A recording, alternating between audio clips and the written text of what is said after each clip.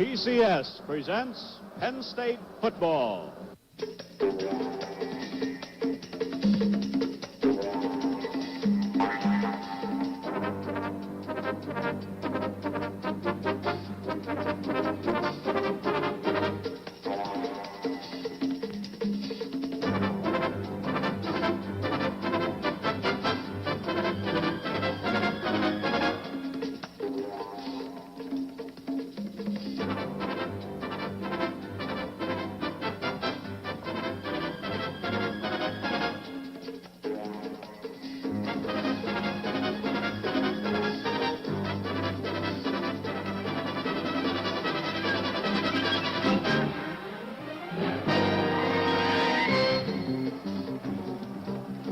From Beaver Stadium in University Park, Pennsylvania, it's the Penn State Nittany Lions versus the Ohio State Buckeyes.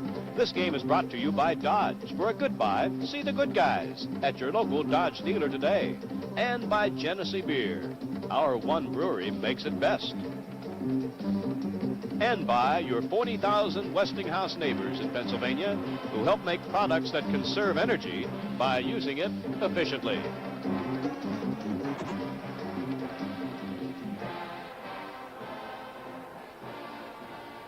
Boy, you talk about a crowd being ready for a game. This crowd is really up. Well, Ray, I think they've been preparing for the whole week. Hi, everybody. This gentleman to my right, George Paterno. I'm Ray Scott. You think I'm right about this crowd being up for the game, George? Oh, they've really been up. They've been up since Wednesday, Ray. This looks like it's going to be a great game.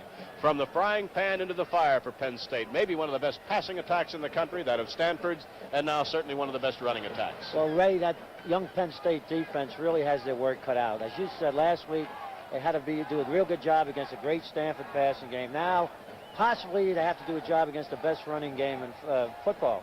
I think they can do it. I think that the Penn State has a quick defense, and if they can stop Johnson inside and Gerald outside, they have a chance to win this football game. By the same token, I think Ohio State has a great defensive football team, and in Beeman, Brown, and Bonamici, they probably have the best downfield people in the country. From the Penn State athletic staff, old friend Tor Toretti is on the field right now with Joe Paterno, and let's go to Tor. Hey, Joe. I'm sure you can feel the excitement here, and I'm sure you do too. Joe, the question I want to ask you, do you think this is probably the biggest game in Penn State football? Oh, I don't know about that, Joe. There's been so many big games. I think it's a football game, and we're anxious to play. We're anxious to see how the young kids are going to do against a good football team. But I don't know whether I'd say it's the biggest football game we've ever played or not. I don't think I'd be willing to say that right now. I agree with you, Joe, on that very much. Now, Joe, what do you think might be some of the keys for this football game? Well, I think, of course, we've got to play a really good defense. We've got to shut off their inside game and make them run outside. And we've got to do an adequate job in case they decide to throw. But first, we've got to stop their inside running game. And then I think on offense, we've got to be able to throw the ball better than we have. We've got to generate some pass offense. Well, I think you're going to be better in that phase of the game because I know you, and you're going to work on things that need to be done. Well, we worked on them, too. And I think we're going to have a great football game. I hope everybody enjoys it. Thank you very much, Joe. Thank you. And we'll go right back now to the booth. Okay, Tor. By the way, in the course of the game today, in addition to hearing from Tor Toretti on the sidelines, one of Penn State's great quarterbacks of a few years ago, Chuck Burkhart, will be with us as well, and we're interested in what Chuck has to say. Well, now, George, you alluded a little bit, in addition to Brother Joe, to Ohio State's inside running. But I'd like you now to go to some other aspects of this game that our viewers should specifically look for. Well, Ray, first of all, I think that it's going to be two great defenses that are going to balance each other out. And as Joe just said, the onus will be on the whoever can move the ball consistently in offense. I think the team that can throw the ball for more than 100 yards and make 5 third-down plays will win the game. I want our fans to be alert to watch the wide side of the field. And what I mean by that, Ray, is that 75% of the football game is played on a hash mark. Consequently, that there's a wide side of the field and there's a short side. And most good teams, especially Ohio State, will defend the wide side of the field. And we will look for Penn State to try to run to the short side of the field to compensate for this defense that Ohio State's going to throw at them. Okay, now, a little bit more detail about this Pete Johnson. I remember him so well from Columbus, Ohio last year, and on what turned out to be the winning touchdown drive on the part of Ohio State. He was absolutely devastating. Well, Ray, he's an awfully strong man.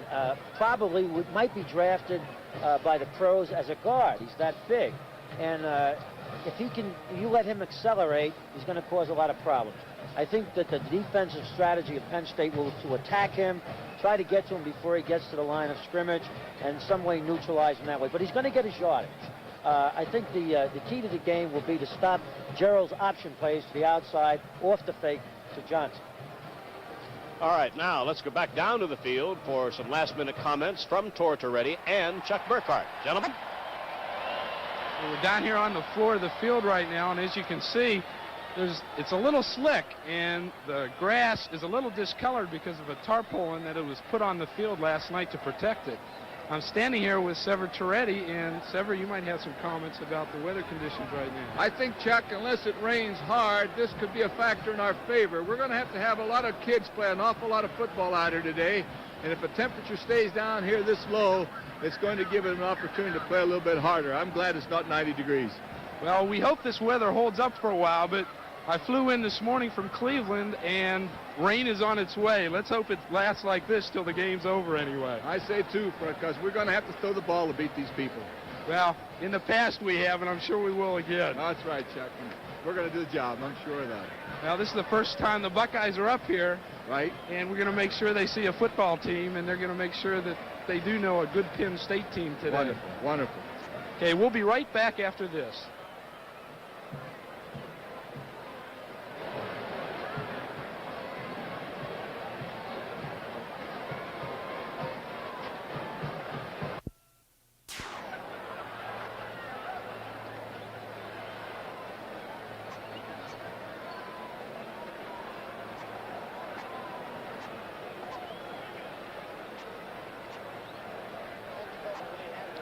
Huh? Do you have a white hat on now? No, I don't think so.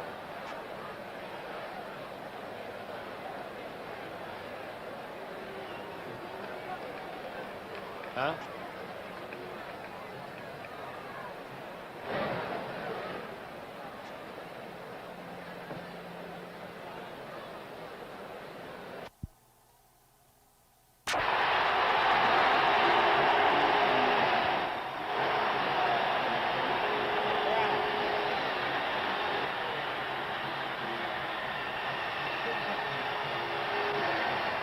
Well, George Paterno, you talked about Pete Johnson. You talked about the Ohio State defense. Is there anybody in the country that has a better punter than Tom Skladany of Ohio State? If there is, Ray, I haven't seen one. Skladany has averaged over 46 yards per kick, and he punts the ball very high, which allows the offensive team to cover it well. The tragedy of the thing is from Pennsylvania, and Penn State might have gotten it, but if there's one area of football today that Ohio State might have a decided advantage would be in the kicking game. And then he is also a rarity, is Skladany from Bethel Park, Pennsylvania, in that he is also their place kicker. And I know you were watching him warm up, were you not? Yes, I was, Ray. He's kicking them from 50, 55 yards out. There's a strong possibility that the kicking game will decide the outcome of this game. With the threat of a Johnson up the middle, does this throw a tremendous amount of pressure on Penn State's inside linebackers, George? Yes, Ray, I believe that's the key to the game. I think that the strategy of Penn State will force Woody Hayes to do what he likes to do best, run inside. I think they have enough speed to defend to the outside. And there's a great burden on these inside linebackers to take down a big back like Johnson, and he'll be coming at him. In fact, out of 74 short yardage situations last year, or goal line situations, he made 54 first downs or touchdowns. So we know the man has a lot of strength, and DePasso and Allman inside certainly have their work cut out for them. And as we say in coaching, buckle your chin strap. Okay. There are a couple of changes defensively. It is my understanding that Randy Sidler is not expected to play, and Chuck Benjamin, who has been a linebacker, is going to be playing one of those inside spots defensively at tackle. Is that right? That's correct, Ray.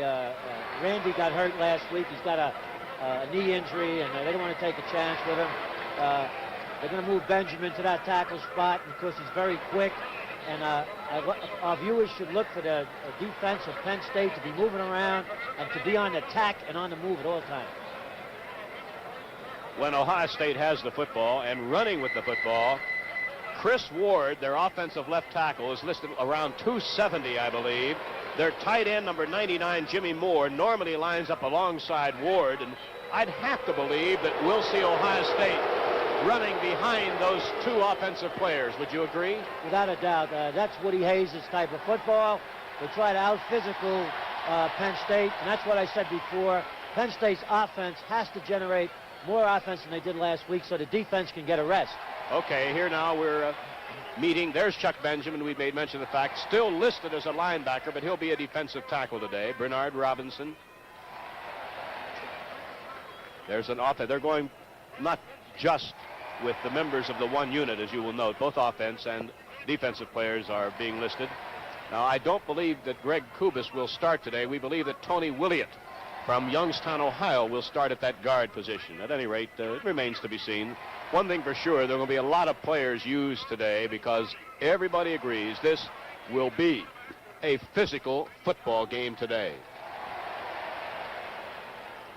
Dave Stutz picked up some big yardage from fullback when it was in close to the goal line last week. And there's the man, Joe Paterno. Referee Paul Bertha, umpire Donald McDonald, linesman Cliff Fair, line judge Joe Carroll, field judge Francis Keogh, back judge Joe DiRenzo, clock operator William Goodfellow. Those are the listed officials, but before the game, I saw an old friend of mine, an official here in this part of the country, Bill Douglas. Now, whether he's here today as a possible substitute or not, I don't know. But at any rate, that's the list of officials has given us.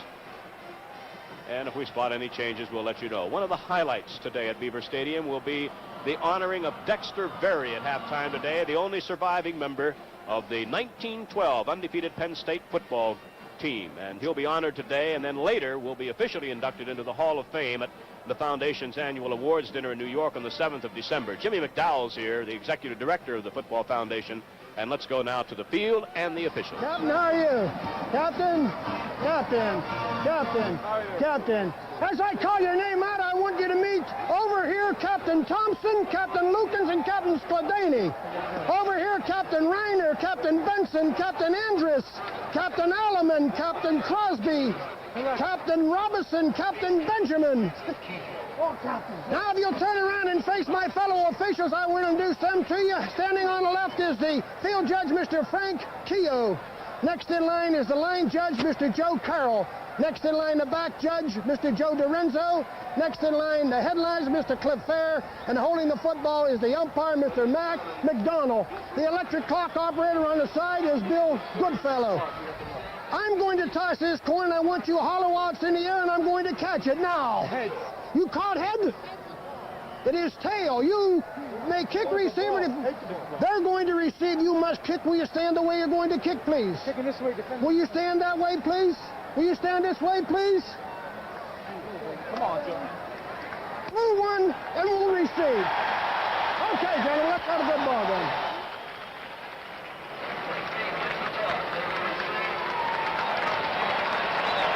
You were hearing referee Paul Bertha making the explanation that Penn State won the toss. George, I've never had a chance to ask you this. If you had your preference as a coach in a situation like this, two undefeated teams, ranking teams, big game and so forth, teams I think would have to be high, be tense. Would you rather be a defensive team at the start, or in this case, Penn State have the football? Ray, I'd rather have the ball for this reason. You got to develop a philosophy. We're coming here to play football. Give us the ball, and we're going to make a move on you right away. It's a sign of confidence. Penn State will have Rich Motti, Scott Fitzke, and Tom Donovan deep. We expect that Skladany will be the kicker. I think he's the best punter I've seen in college, George, since Ray Guy was at Southern Mississippi. I would agree, and I would presume that Skladany would be a #1 draft choice this year.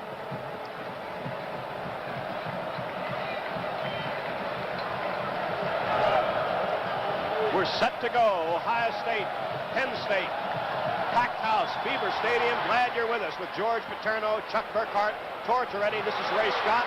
This is Rich Motti. Motti gets it out to about the 22-yard line, and the Penn State offense takes over for the first time today. That's the way they line up on Ohio State. Normally, you'll have the 5 down linemen with emphasis on Bonamici, Brown, and Beeman. The 3 middlemen on a 5-man front. Donovan goes right. Cefalo comes left.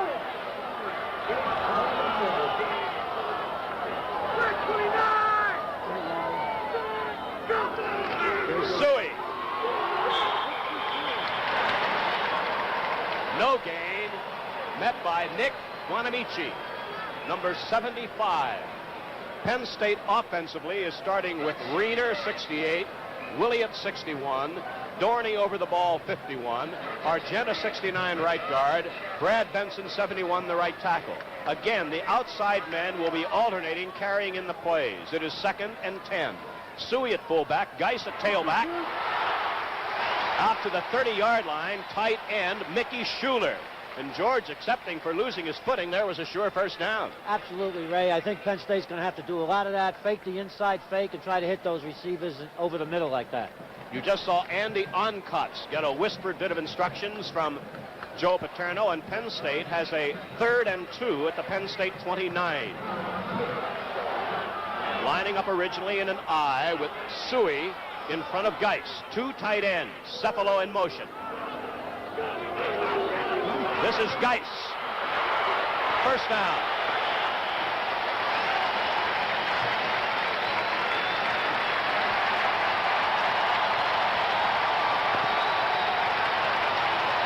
Ray, young Suey made another fine block on the corner to enable Penn State to make the first down. That cornerback came up real tough. That was a fine block. He's a fine young football player. Defensive halfbacks for Ohio State, Rule 43. Roche, 26. Deep are Ray Griffin and Joe Allegro. Cefalo in motion. Suey. Oh. He ran into Aaron Brown, number 55, the middle guard. Flag on that play, Ray. Aaron Brown on the tackle.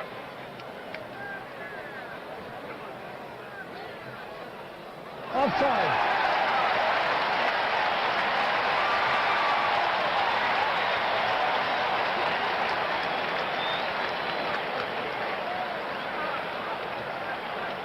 Ohio State offsides, 1st and 5, Penn State 37. Ray, Penn State seems to be trying to run the ball up the middle as they did last year. Not too successfully so far.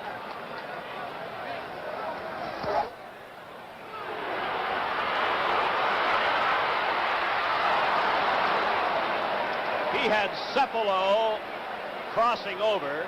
He had Monty deep, did John Andrus, but it's incomplete, and it is going to be 2nd and 5. There was a fake-off tackle play to the left, and he had plenty of time to throw the ball, and Cefalo was open over the middle. The Ohio State linebackers are Ed Thompson, number 9, and Tom Cousineau, number 36. It is 2nd and 5, Penn State.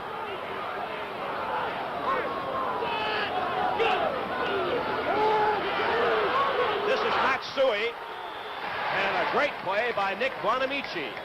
Number 75, the tackle, caught Suey from behind. It's a loss of a yard, and 3rd down and about 6.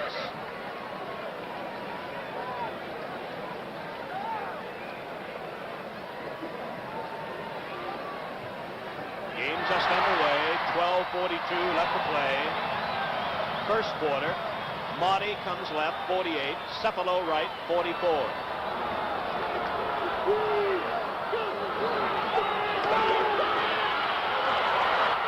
Cefalo, first down. Tackled by Joe Allegro.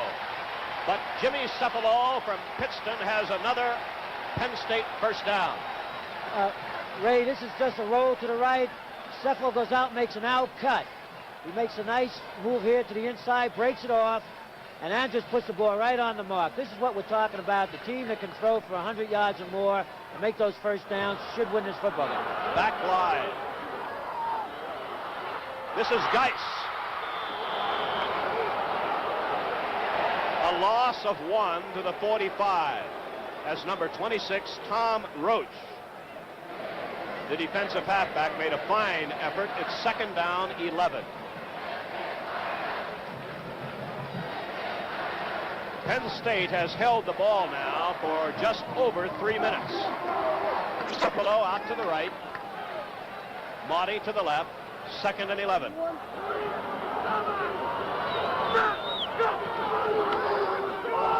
Suey. Slowed up by Brown, pinned down by Brodzinski and Buonamici. And George, as you pointed out before the game, this is just such a very good defensive team. Excellent. Buonamici beat George Reiner on that block and made a fine play out of it. The middle looks awfully tough. Ohio State looks awfully tough in the middle to run on. Now Donovan and Cepolo are out to the right on 3rd and 13.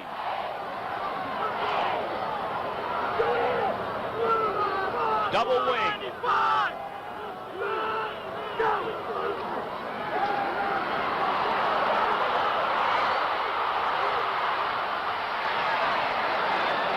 Out of bounds. 4th down. Punt formation time. Great protection for the quarterback.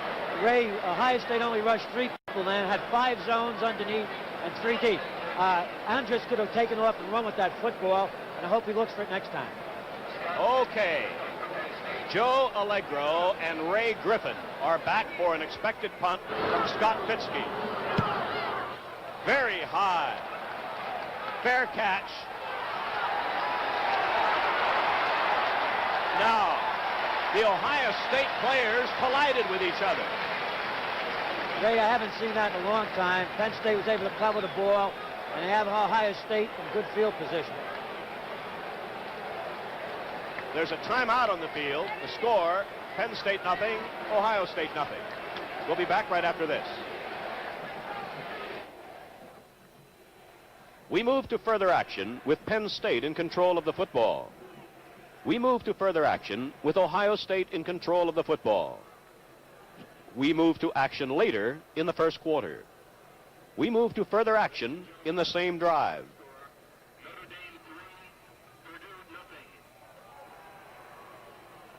At halftime, North Carolina 3, Northwestern nothing. And in the third quarter, Maryland 21, West Virginia 3.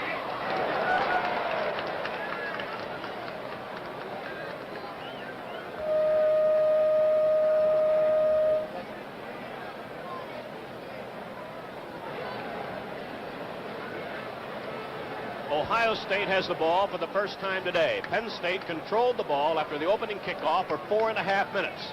So after the Penn State punt, it's Ohio State's offense from the Buckeye 15-yard line. Harrell goes to the left. The quarterback, number 8, Rod Gerald.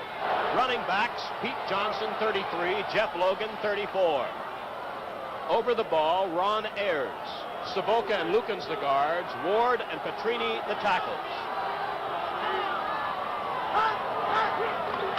This is Logan. He averaged almost 15 yards a carry against Michigan State, did Jeff Logan, the successor to Archie Griffin at tailback. He was brought down by Neil Hutton. Ray, Ohio State has 2 tight ends, split backfield, and it looks like they're going to try to test Penn State's defense with the run. That play gained 6 yards. It is 2nd and 4.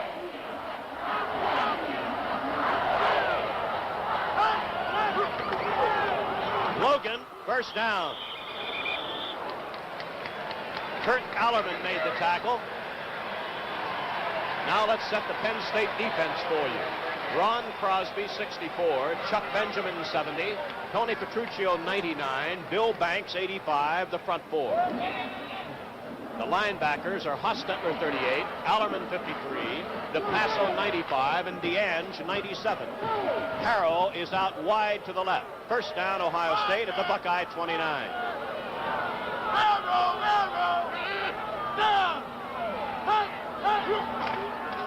This is the keeper, Gerald. About 3 yards before he ran into Crosby and Petruccio. Ray, I think that was a broken play. The backs went the one way and Gerald went the other. Yet he made 3 yards. He's awfully quick. Gerald gained over 100 yards last week. Logan gained over 100. Johnson almost 100, as Penn State rolled up a tremendous amount of yardage against Michigan State. Second down, 6. The Ohio State 33. No score, first quarter.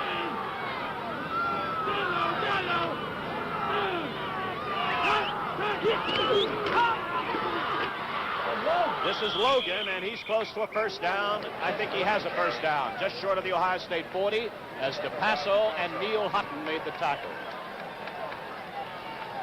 We might have a measurement.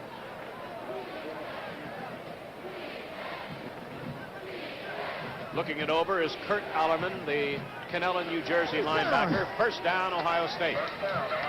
Ray, it looks like Ohio State is checking off and running the ball right over the guards at the linebackers who are off the ball a little bit. Penn State's going to have to tighten up or do a little bit more stunning on first downs to stop this strong attack. The tight end, Jimmy Moore, is on the left side.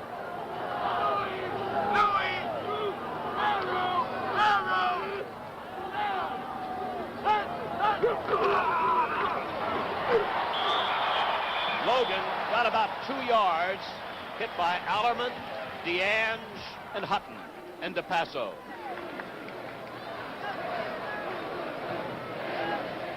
Second down, 8. The Penn State defensive halfbacks are Bill Crummey, 23, Neil Hutton, 26.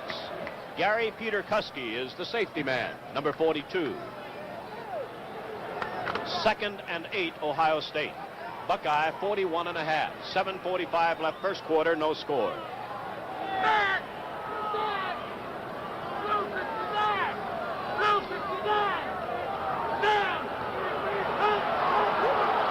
This is Gerald with the ball.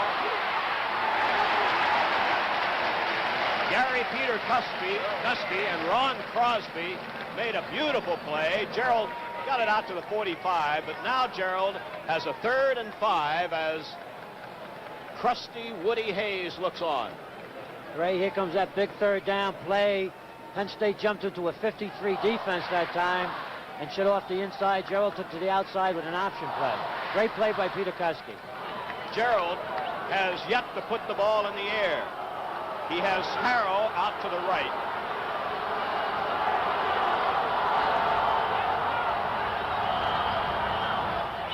Do we have too much time? Delay of game. Do you think Gerald was trying to make a change there, George? Yes, as I said before, Ray, he's checking off, trying to run in the right hole, and he's been taking a lot of time all through the game. That time he was penalized for. By checking off, you mean he's changing the play that he called in the huddle, and based on what he sees defensively, he tries to call a new play, and it cost him 5 yards. Yes, Ray, Penn State's changing the defense, and therefore he's trying to run it in the right hole. Now, instead of having 2 tight ends, Moore and Storer, he has Herman Jones, wide left, number 49. It is 3rd and 10.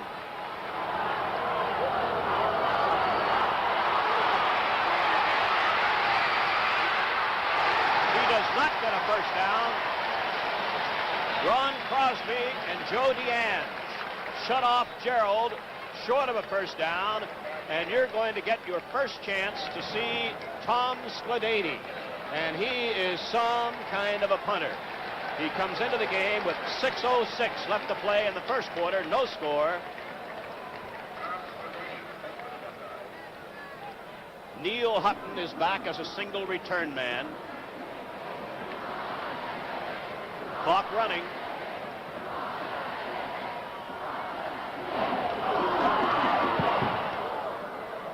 What a punt.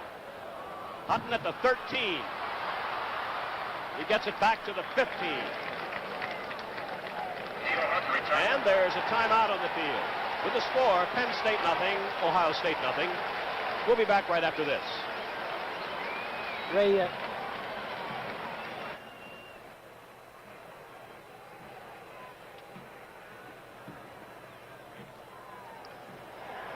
Penn State was unable to move the ball, so they punted to Ohio State.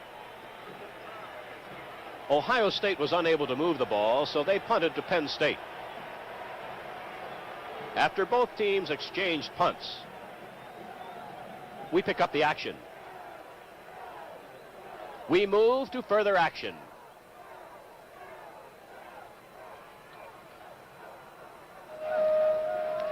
After both teams exchanged punts, we pick up the action. In the second quarter, Iowa 10, Syracuse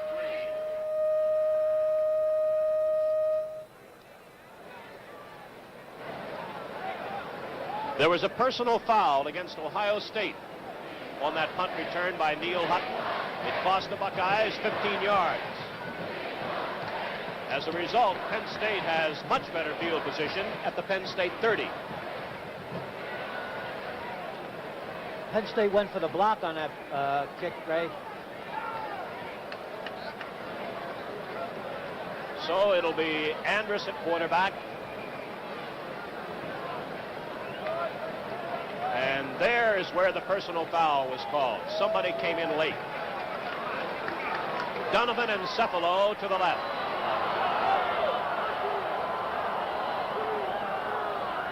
Geis to the right. So it's a double wing.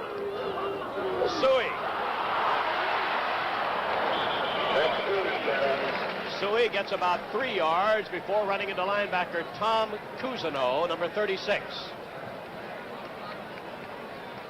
So on first down, George, that's a little bit different from the last time the Penn State had the football. They tried to get outside instead of inside. Ray, Penn State's putting 2 wide receivers out, forcing Ohio State to play them and running back to the short side. Second down, 7.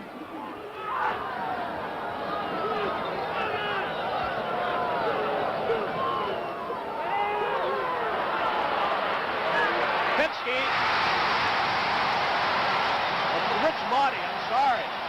Rich Marty, number 48. And there was a beautifully thrown pass.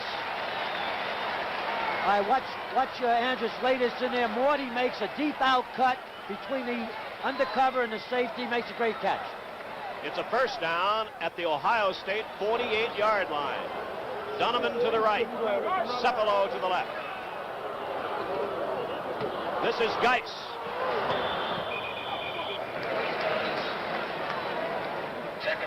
About 2 yards before Kelton Dantzler and Ray Griffin. And if you're wondering whether Ray Griffin is related to Archie, he's a brother. And as I understand it, in addition to the other brother on the squad this year, there's another Griffin waiting in the wings in high school. Kevin Thrower is in at tailback, number 20. Come on, Dave! Second down, 8.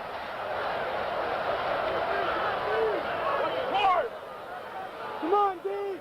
Cephalo in motion.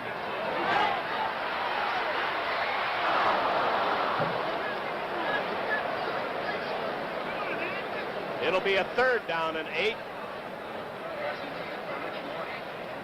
They're really flooding some of those zones on Ohio State. Ray, the back coming out in the flat was wide open. I think Andrus could have hit him for a long one. Penn State is flooding that area to the wide side of the field, and Ohio State has not defended it yet. Good looking play. It's a third and 8 with Cephalo to the right and Donovan to the left.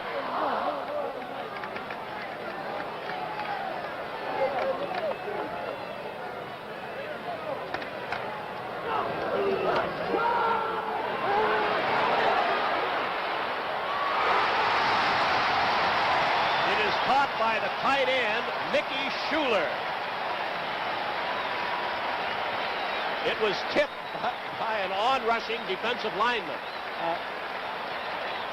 Okay, Ray, the tight end, he's defended. He moves away from the linebacker. The ball is tipped, and he makes the reception. This is what we're talking about, having to hit that tight end over the middle and make the third down play. 3:40 left first quarter, no score. Penn State first down, Ohio State 36. Cephalo. That was defensive back Tom Roche covering, but there's no doubt about it. Receivers are getting free from the defensive players. Yes, Ray, that time it would have been a perfect pass, but at least it's loosening up the Ohio State defense. And I look for a draw or a screenplay here in the very near future. We have a new tailback. Geis now is back in, number 29, instead of Kevin Thrower. Second down, 10.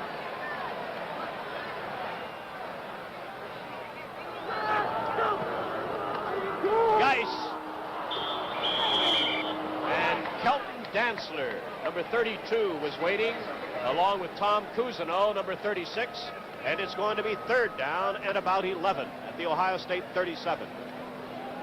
Ray, that was the draw play I was talking about. The defensive end, Dantzler, came hard. He got the ball carried before he could get through the line of scrimmage. The split end on a post seems to be open. Body, number 48, is over to the left side. Cepolo is out to the wide side, the right.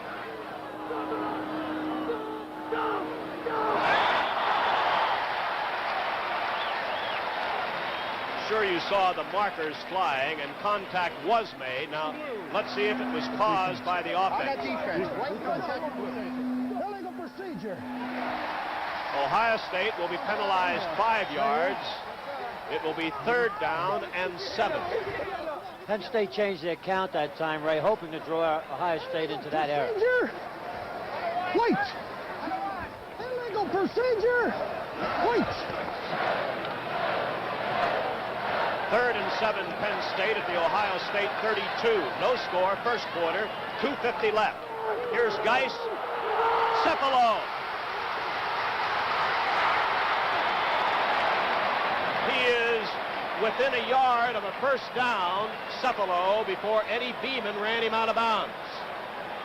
Ray, that was a reverse off the sweep, and Andrus. Watch Cepolo on this. He comes around, he takes the ball off a fake of a sweep. Now watch the quarterback, Andrus, out here, number 18, come over and make a good block. He almost made a first down on it. Another step, he might have gone all the way. There he is, number 18, the quarterback, putting a block on the cornerback, the linebacker. Now the measurement, I think, will show that Penn State is less than a yard away from a first down with the ball inside the Ohio State 30.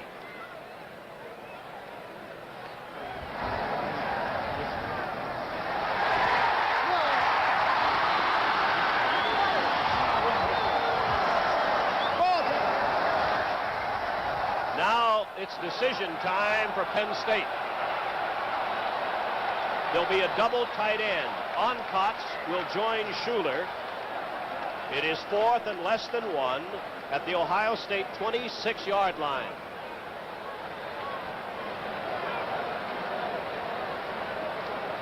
Time left in the first quarter, 2 minutes, 41 seconds, no score. Ray, this is what football is all about, a challenge. This is a challenge. Now let's see what happens.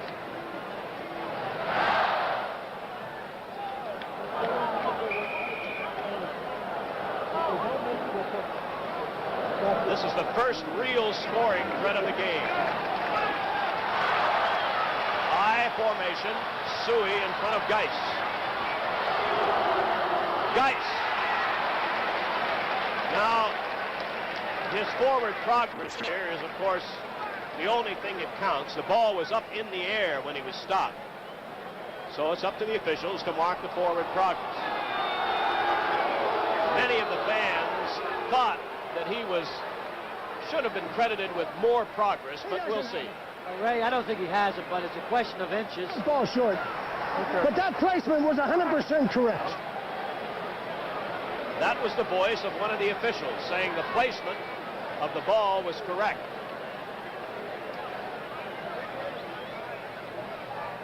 And one of the officials also said, I think it's short. You never tell. Ohio State's defense takes over. There's a timeout on the field. And with the score, Penn State nothing and Ohio State nothing. We'll be back right after this.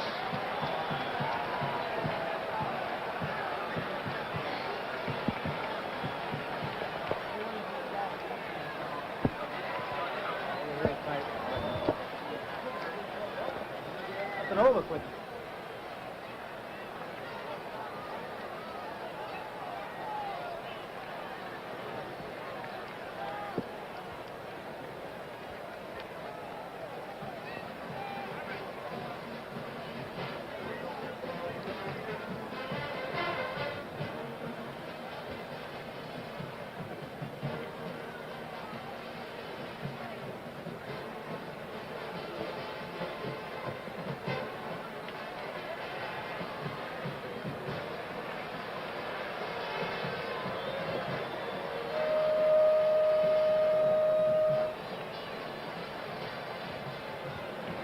2:34 left to play in the first quarter. Ohio State equal to the first real big challenge of the game as the Ohio State defense turns the ball over to the offense at the Buckeye 26-yard line. And Rod Gerald is the quarterback, number 8. This is Logan. And he gets it out, and there goes a marker out to the 34-yard line of the Buckeyes, and a marker comes down.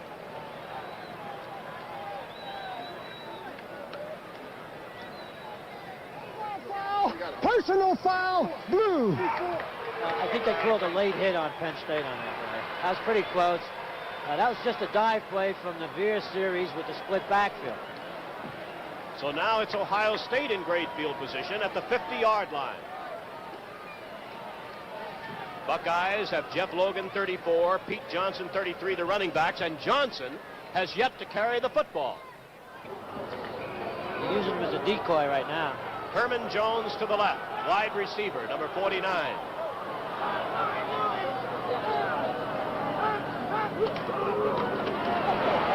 Fumble.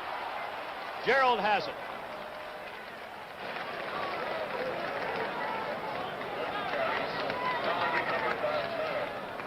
A loss on the play, 2.5 yards. It'll be second and about 13. Ray, it's interesting that Ohio State has not shown any I formation. They're running a straight veer series to the short side of field as Penn State is defensing the wide side, as we talked about. Harrell to the left, Jones to the right, the two wide receivers on second and 13.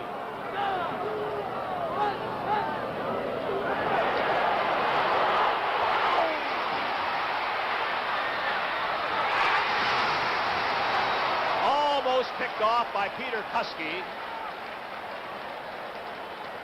And Gerald was almost nailed for a loss. Ray Crosby should have had him. He got inside and Gerald stepped outside. That's very dangerous. He could have taken off and run with that ball. They have to contain a boy like that. He's awfully quick. It is now 3rd and 13 for the Buckeyes with 1:32 left to play in a scoreless first quarter in this battle of true collegiate giants at Beaver Stadium. Jones is off to the left. Here's the I formation.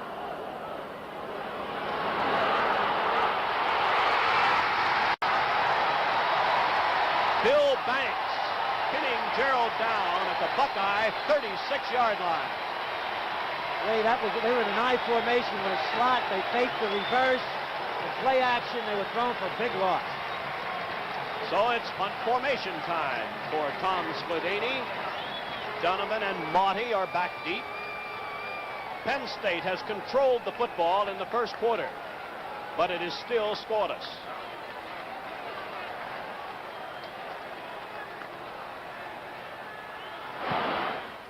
Oh, what a punt. This is Monty at the 14. Good run back, 27-yard line. Now, down on the field, Chuck Burkhart. And Chuck, what are your thoughts right now? Ray, I think we're seeing a very big defensive struggle here. Both teams are really kind of feeling themselves out, but there's a lot of hard hitting. Penn State's had some early success with the pass, and as Andrus continues to do well, I think we're going to see a much better drive by the Nittany Lions. Okay, back to you, Ray. All right, Chuck Burkhart, Penn State, first down, Penn State, 27-yard line. This is Suey.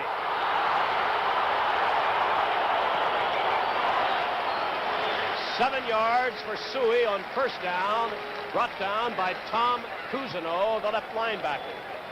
Good block by Geis. If he turned it up a little quicker, he might have made more yardage. Good play.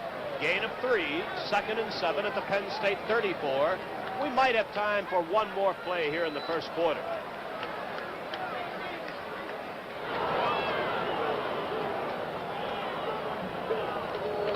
This is Geis. Geis is close to a first down, out around the 35-yard line. The clock shows that we've reached the end of the first quarter. With the score, Penn State nothing and Ohio State nothing. We'll be back right after this. There was no further scoring, and the quarter ended with the score Penn State nothing, Ohio State nothing. We'll be back right after this.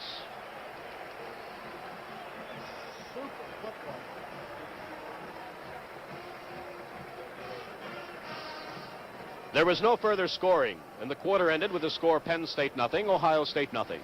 We'll be back right after this.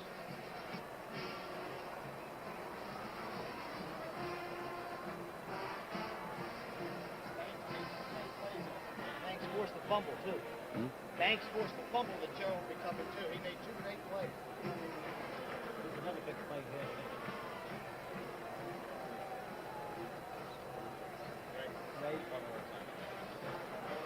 There was no scoring, and the quarter ended with the score Penn State nothing, Ohio State nothing. We'll be back right after this.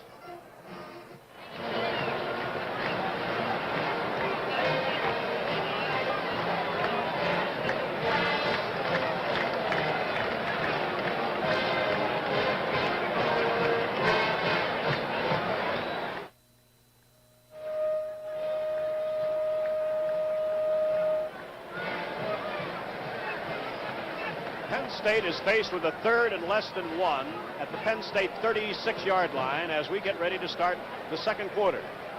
No scoring so far.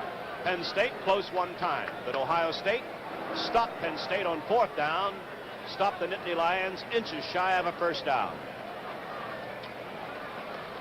Ray, this is, as we said, a great defensive battle. The slugger kind of versus the boxer. Penn State a little quicker, but they've neutralized each other. Penn State has the football, 1st and 10, or 3rd and 1. Penn State 36-yard line. No score starting the second quarter.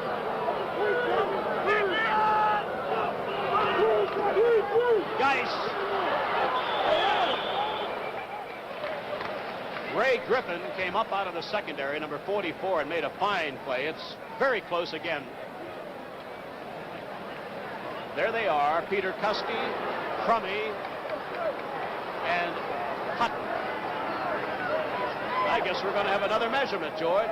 Ray, that time Penn State put the flanker in motion to the short side of the field, as we said they would do, and ran a sweep.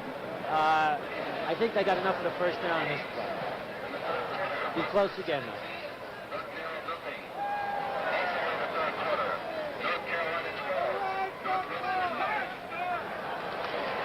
Hey, that's how much you got? About a foot. All right.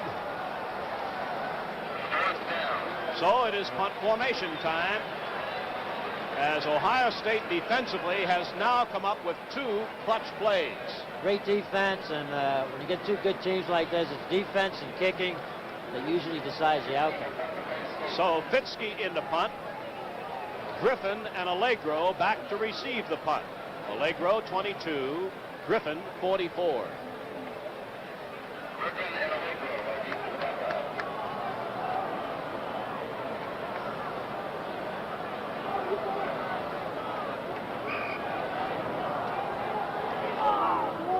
Scott Fitzke.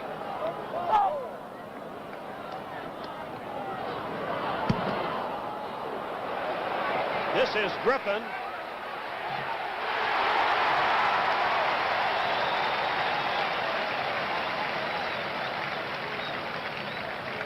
Rich Malott was the first of the Penn Staters down, and George, I thought Griffin took a tremendous chance that time handling that punt.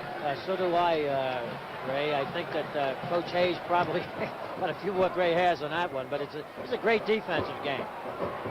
One big play will probably give somebody an edge real quick. Harrell out to the right as Ohio State starts from the Buckeye 24-yard line, 1st and 10.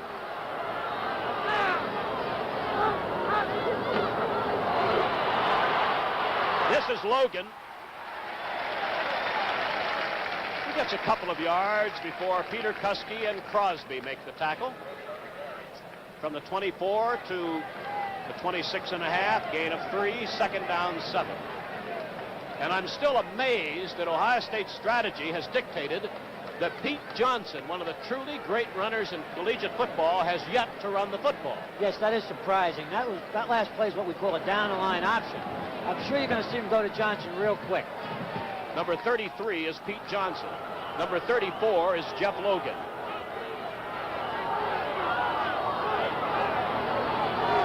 Gerald Hostetler was blitzing with help from Bill Banks.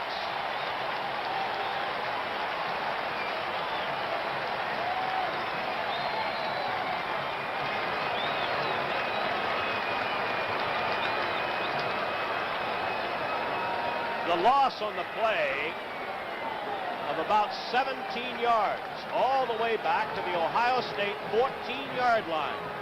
Ray, on that last play, Hostetler blitzed, and Johnson was supposed to block him, and he let him run right by him. Nobody touched him.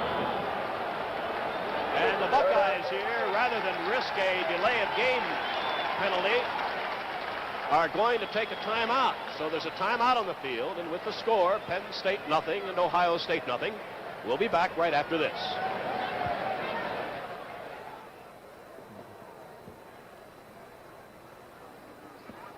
Yeah, they're going to punt, I think, now on third down. Now here's what he's over-strategizing himself. You got to make Johnson good. I told you something outside now. I think it's going to go back to the eye. We move to action later in the second quarter. We move to action later in the third quarter. We move to action later in the fourth quarter.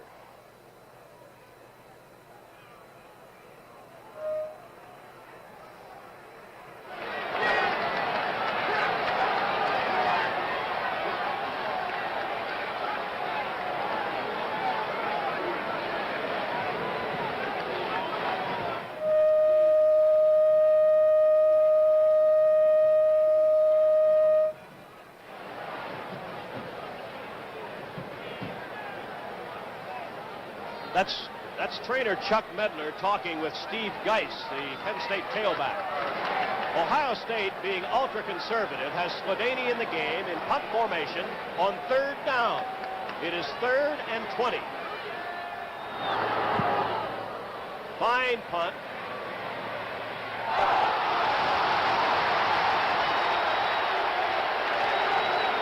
Penn State's return man was hit before the ball got to him, and Ohio State will get a penalty, and Penn State is going to get great field position. Just a moment. He hit the Ohio State man. We'll wait for referee Paul Bertha to give us the official sign as to what happened. Here goes the penalty march off. All right, now watching him just before he catches the ball. You cannot touch or interfere with the man trying to catch a punt. Obviously a penalty, 15 yards. Penn State's in good field position. That was Gary Peter Kuski, who was really hit hard. Penn State has the ball, 1st and 10 at the Ohio State 35-yard line. 13:05 left to play, first half. No score. Penn State has threatened. Ohio State has not threatened. Andrus has Donovan to the left, Cepalo to the right.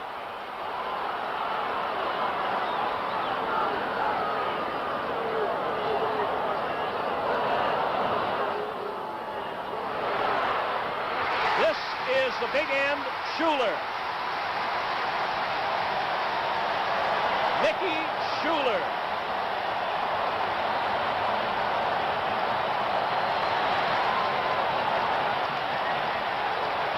Okay, Ray, Andrus goes to the right, hits the tight end in a flat. He's wide open.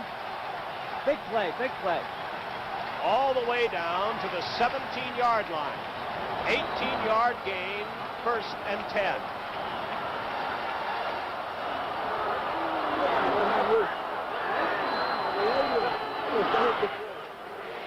Suey. Suey is at the 9-yard line, 1st down, upset by Ray Griffin.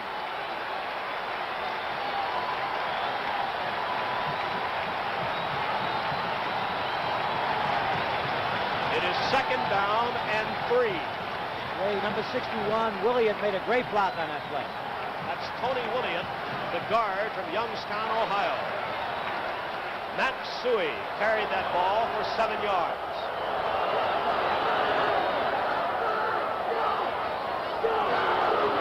Suey to about the 8-yard line. It is going to be 3rd and about 1.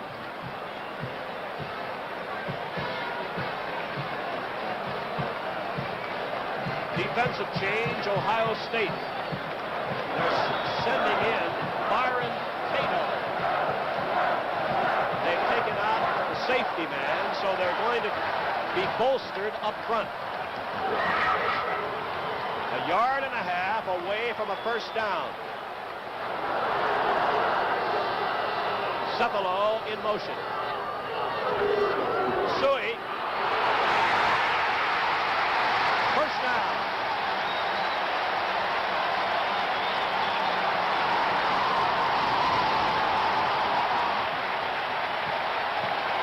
And one of the Buckeyes is hurt. Defensive halfback Tom Roche was injured. It will be first and goal to go at the 5-yard line when play is resumed.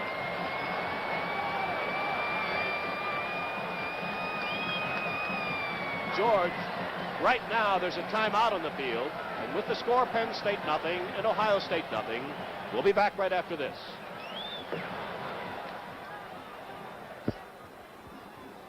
They got that split end on. Oh, yes. Good block, but he broke that on. He smells the goal. Split end on a post, the short side of the field, be a touchdown, I thought. Penn State was penalized, so we moved to further action in the same drive. Ohio State was penalized, so we moved to further action in the same drive.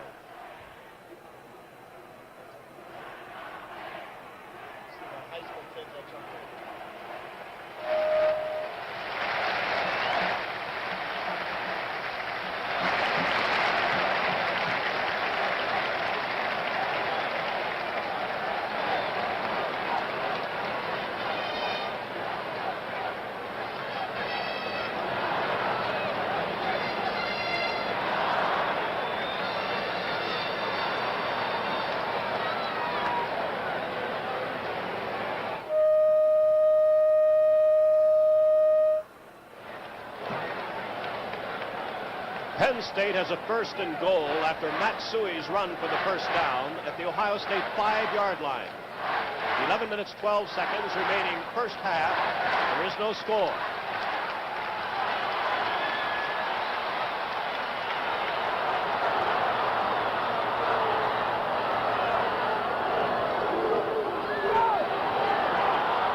No gain as Bob Brzezinski, the defensive end, played the run very tough.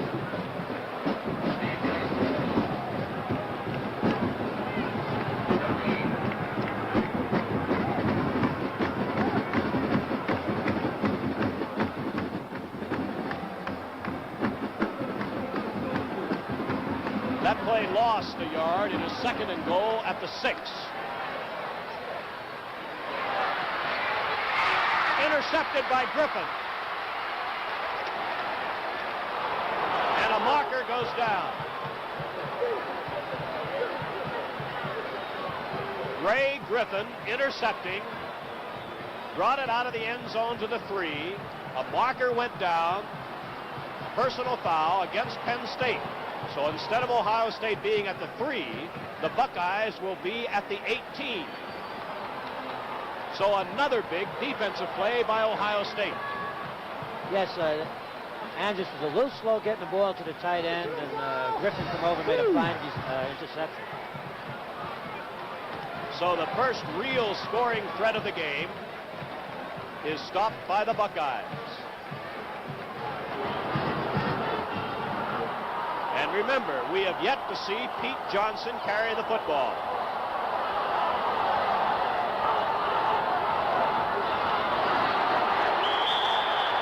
Logan is hit by Allerman. And believe me, George, I don't care how this game comes out. I'll never understand why Pete Johnson hasn't carried the football. Well, right now, Penn State's daring them to give the ball to Johnson on the outside from this particular offensive set. There was a gain by Logan of 1.5 yards. It is second and 8. 10 minutes left to play first half, no score. Penn State has had one great chance, but Griffin stopped it. This is Gerald, and he has a first down. Joe DeAnge made the tackle, but it's a Buckeye first down. You can see now why Gerald is listed as such a dangerous runner. That's Ohio State's fourth first down. Buckeyes slowly working out of trouble, have it out at the Buckeye 29.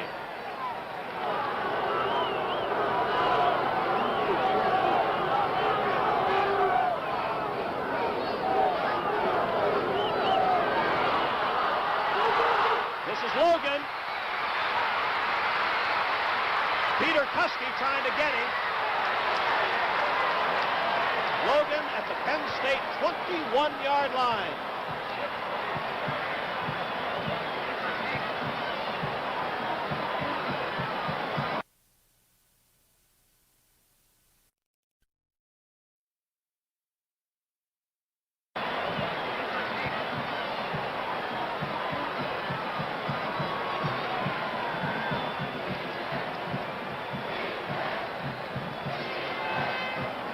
This is a straight dive play. Logan breaks to his left. Hutton misses the block. Peter Kuski chases him down. This is as far as the Buckeyes have been. First down at the Penn State 22. Pete Johnson. The first carry of the game for Johnson came with 9 minutes left in the first half. Petruccio brought down the battering Ram fullback after a gain of 5 at the Penn State 17-yard line.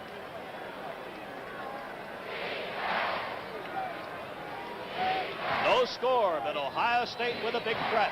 2nd and 5 at the Penn State 17. Now they're lined up in an I. Johnson. He's at the 13 before Chuck Benjamin made the tackle. And for the Buckeyes, third down. And about 1.5 yards away from a first down. When they get down here, they like to give the ball to that big fella there. They're back in the I formation.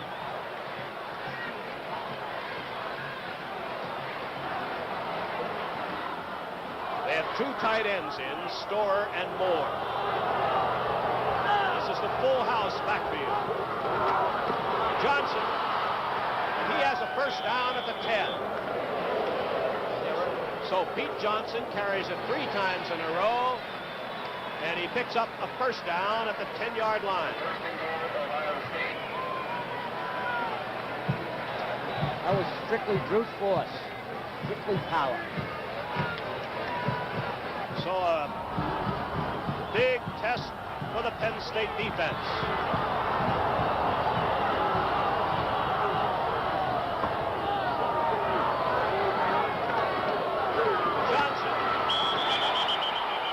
Johnson gets 2 yards. Hallerman, Crummey, and Banks make the stop. 2nd down from the 8. They have great confidence in him down here. I look for them to continue to keep giving him the ball.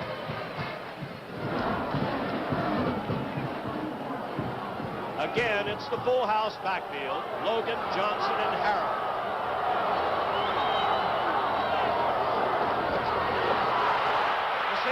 Quarterback, touchdown, Gerald.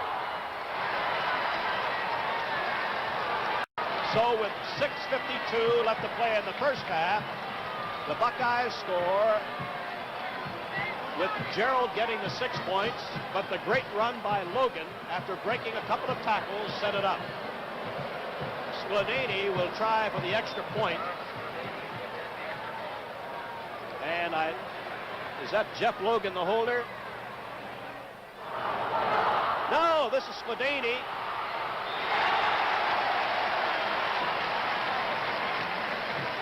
Just a plain bad pass from center.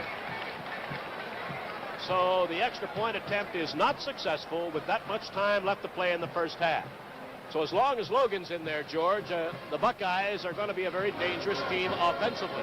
Well, they are dangerous, Ray. He broke a couple of tackles on that. I said Hutton missed the block. This is a fake of the fullback off tackle left. He comes out and the option is the end. Now, DeAnge is caught on the inside, and Gerald just walks into the end zone.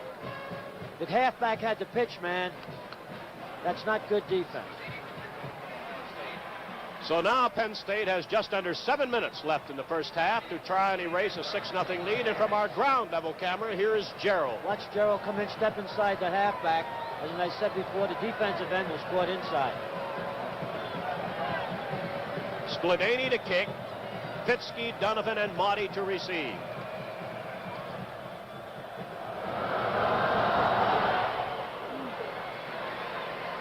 Fitzke at the 8. Out to about the 25-yard line. So Penn State controlled the football in the first half so far, but the Buckeyes have the only points.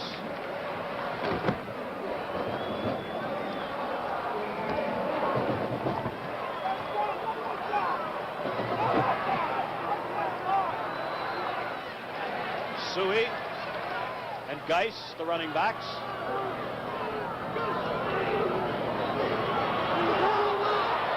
This is Cephalo. He's close to a first down. I think Cephalo would have had the first down, but he elected to try and move for greater yardage. Yes, Ray, he was trying to work back into the inside and make a longer gain out of it. That was what we call a double out. Tight end and the flanker both ran out patterns, and it's wide open. I think the split end on a post is going to be wide open when Penn State decides to throw it. 2nd and 1 at the Penn State 35.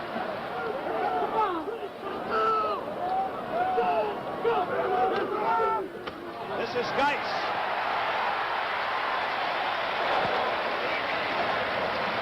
Out to the 47-yard line and a first down. Steve Geis made a little dip, faking inside and going outside, picks up a Penn State first down at the Penn State 47-yard line. Penn State's moving the ball very well right now. They just need a big play. Donovan is out to the left, covered by Lenny Mills. Here we go, Marker downs. Cephalo started early. Cephalo, the flanker to the near side, I think made a false move before the ball was snapped. Yes, watch him. We'll see it on the replay. I watched Cephalo on this. He jumps before the ball snapped. A little too anxious. Cost him 5 yards. So the ball goes back to the 42-yard line. It's going to be 1st and 15. 6-0 Ohio State on a Gerald touchdown run. The extra point was messed up on a bad snap from center. Now Cephalo and Motti are wide to the left.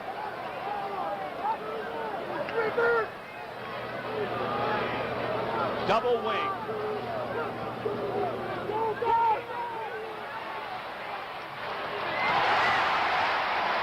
First down, Ohio State 42 to Rich Motti.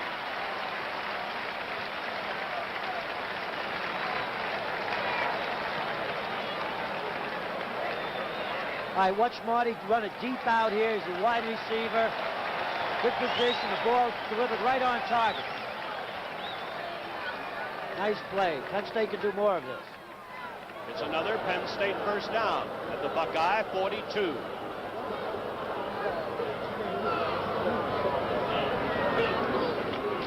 Suey. About 2 yards is all, because Kelton Dantzler, number 32, Ray Griffin out of the secondary make the stop, so it'll be 2nd down and 8.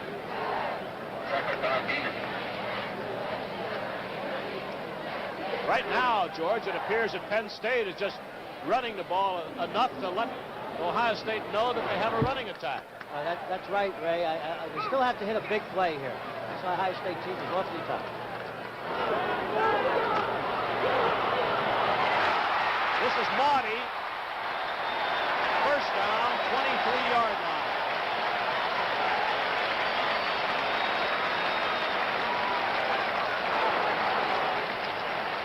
Marty goes out. Donovan comes in. All right, Ray, this is the play I was talking about before. Marty coming down and across, he curls in. It's wide open, no linebacker coverage. I think Penn State should try more of this type of a pass into the sidelines. First down at the Ohio State 23.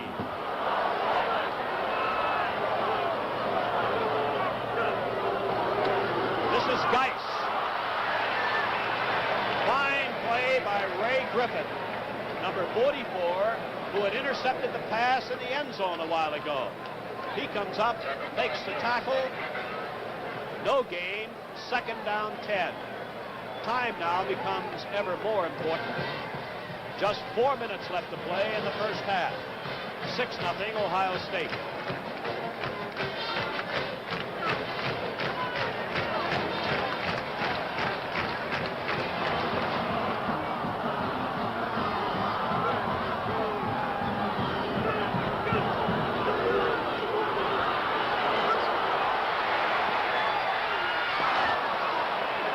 Beautiful play by Bruce Rule, the defensive halfback, number 43. So it's going to be third and 10. What I was talking about before. Watch Marty run the post. He's wide open and just waits much too long to deliver the ball. Ball's thrown a little behind him. Great effort by the defensive back. Just tips it. So now Penn State has a third and 10.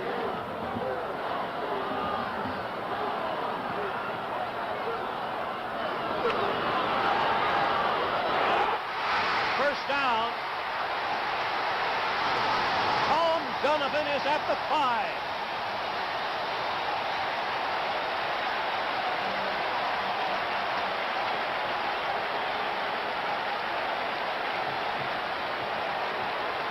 All right, this Tommy Donovan from the split side coming across, turns in, catches a curl pattern, and on sheer determination takes it down to the 4-yard line. The split side receiver to the short side of the field is wide open. We've said that before. The ball is just inside the 5. First and goal. Cephalo in motion. Suey. Kelton Dantzler, number 32, with help from Bruce Rule and Eddie Beeman. The defense gives up only about a half a yard. It is second and goal. Ohio State is sliding the defense with the motion man. As he goes, they go. And that time, Suey could have turned it in inside. First bad move he's made. That's all that's left of the first half. 6-0 Ohio State. Second and goal at the Buckeye 4.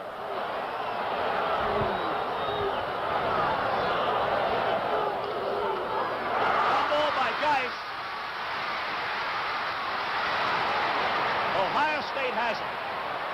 So twice Penn State has been in close. Twice they have failed to score. Once on an interception by Griffin. Now on a fumble by Geis, picked up by Brodzinski, and Ohio State has the ball. There's a timeout on the field. The score, Ohio State 6 and Penn State nothing. We'll be back right after this.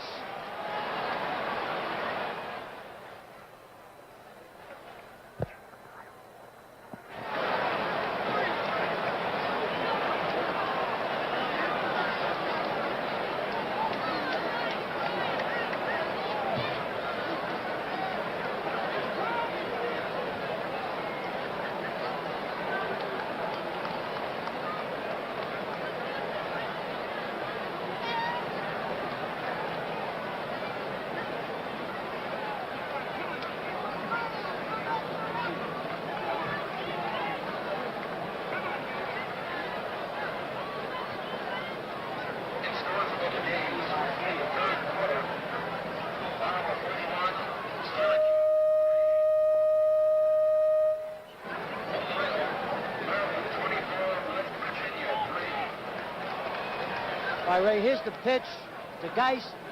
It looks like he takes the eye, well, he doesn't take his eye off the ball, but he comes up to the field a little too quick, and the ball bounces off his chest. He should have run a little flatter to try to get around the corner. So two costly mistakes have kept Penn State out of the end zone.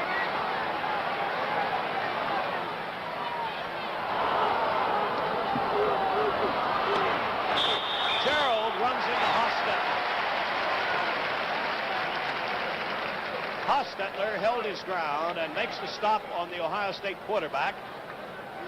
So less than 2 minutes will remain of the first half when the next play. On this play, Hostetler got the quarterback and the halfbacks got the pitchman. Now this is the way she's been played on the goal line. This is perfect defense. There was no gain. It is 2nd and 10.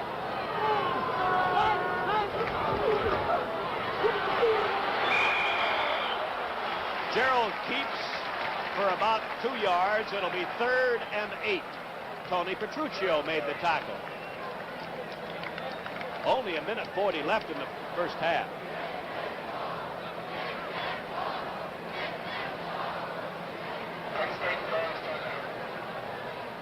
Petruccio makes this tackle. He plays off the blocker. Comes in real tough.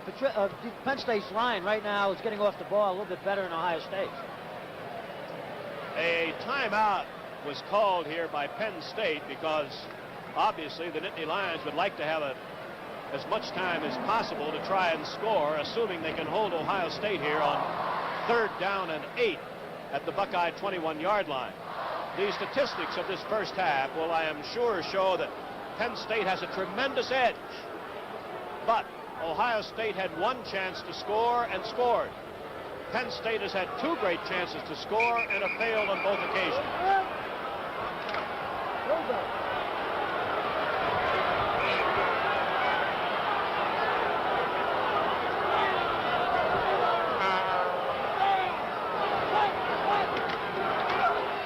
This is Logan.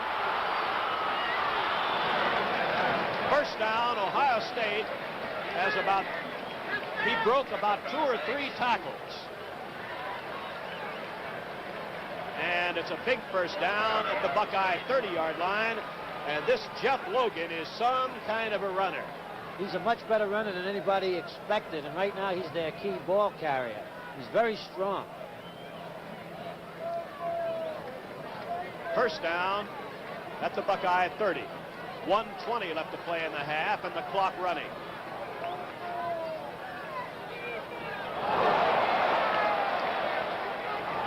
There we go, Billy Bank. Johnson started ahead of time.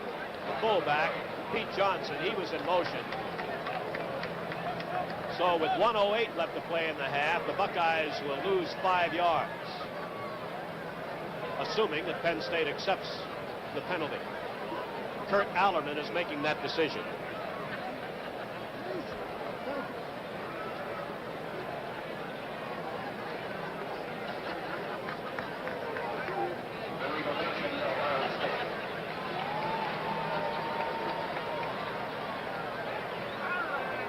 Logan has almost 100 yards in the first half. Harrell to the right, Jones to the left on 1st and 15 at the Buckeye 25.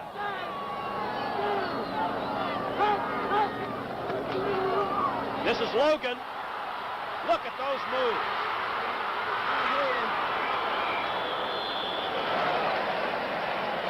A marker down. A penalty marker down at the 31-yard line of Ohio State. 99 clipping. Clipping against tight end Jimmy Moore. So a brilliant run by Logan will be nullified. That was a counter play, Ray, and he took it to the outside. This boy can accelerate. He's a fine running back. So with 44 seconds left in the half, Ohio State all the way back at the Ohio State 16-yard line.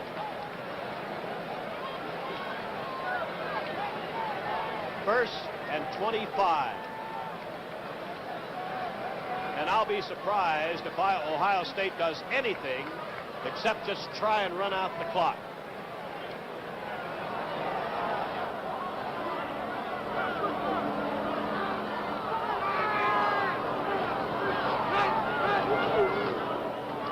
This is Big Johnson. Big Johnson.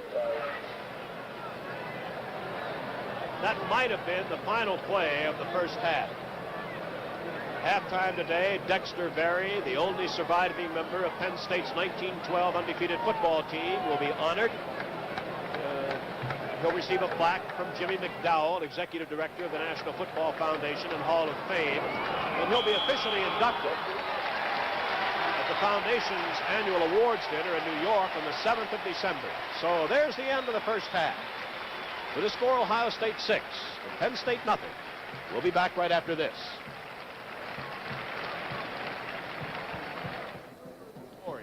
The half ended with the score Penn State nothing, Ohio State 6. We'll be back right after this.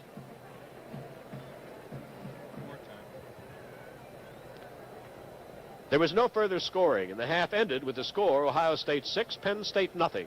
We'll be back right after this. One of the great enjoyments of watching football, as far as I'm concerned, is when a game is over, or in this case when a half is over, is to ask an expert what are the key plays. So I'm going to ask our expert, George Paterno, to talk about the key plays in the first half. Well, I hope I am an expert, but sometimes I wonder, I second guess myself. Ray, Penn State's had several opportunities to score. They look a little anxious, and they should have had some points up there, but I think defensively they're playing very sound. Might have underestimated the power of Logan. On that long run, which was the key play, he broke 2 tackles. He broke the tackle of the linebacker, and then Hutton come up and had a good shot at him. He broke that tackle, cut back, and he set up the touchdown. I do think that Andrus, who's throwing from play action, is so surprised that he has so much time that he's holding the ball a trifle too long. As his receivers are making their break, he's not hitting them, because a couple of times there I thought he could have delivered the ball if the receiver was wide open. And I think in the second half, if Penn State can maintain this type of ball possession. It's a crucial game, sort of a game you start to get ready for way back. So let's go way back. Back when the practice started, those long, hot days when it all began.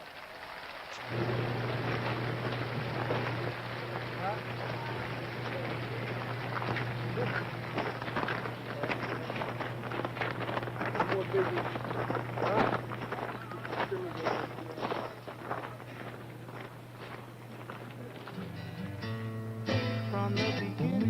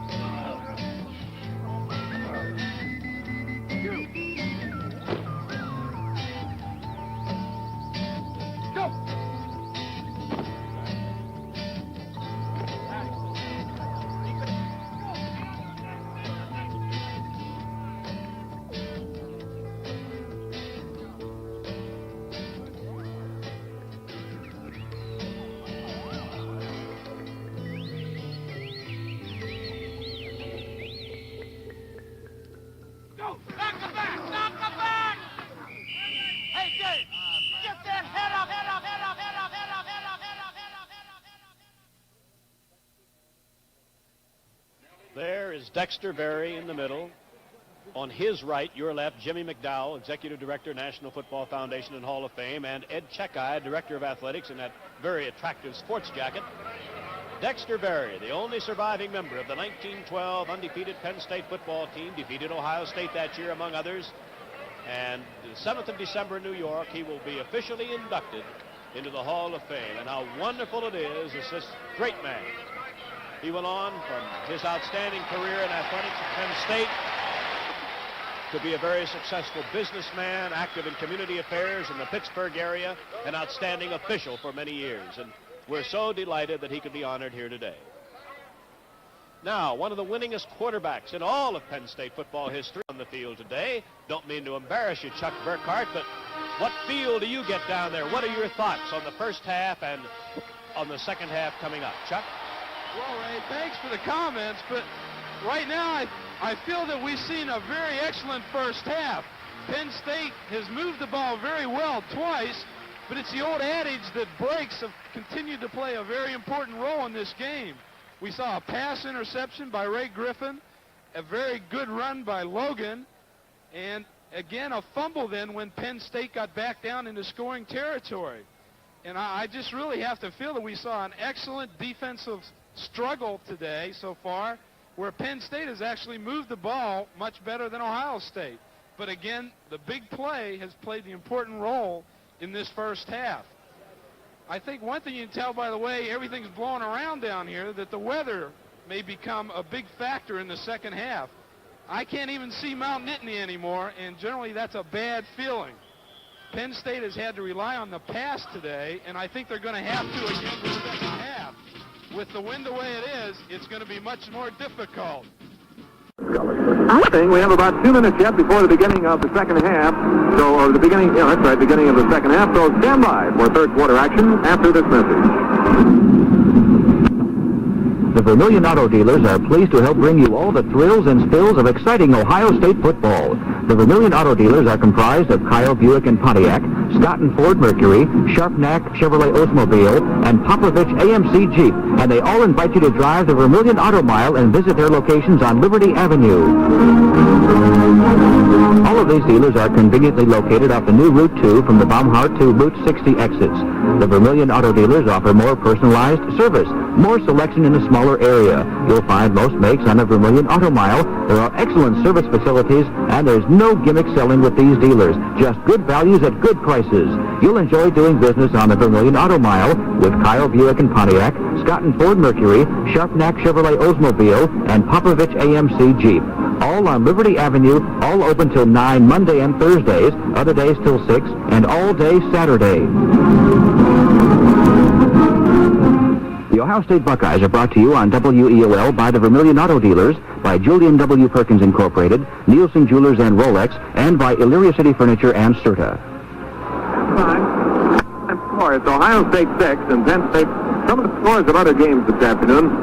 In the second period, Wisconsin leads North Dakota 24-3. Here's the final. North Carolina beats Northwestern 12-0. Rutgers over Bucknell 19-7. That's the final.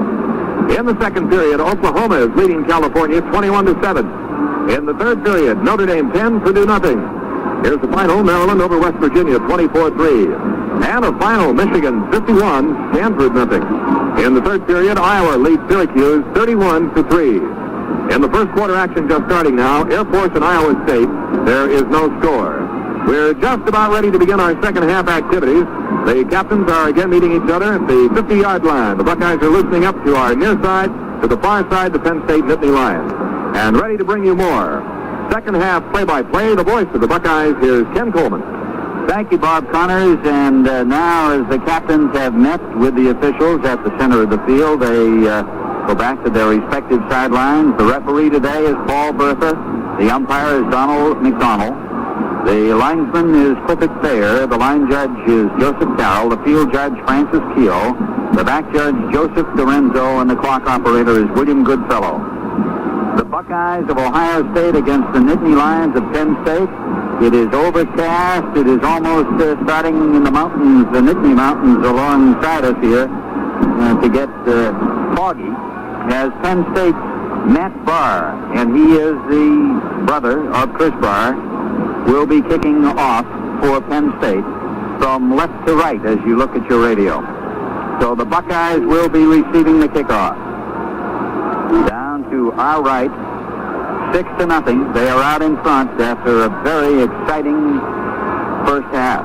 Jeff Logan is the deep back, and Ron Springs and Matt Jackson are up in front of him at about the 10-yard line.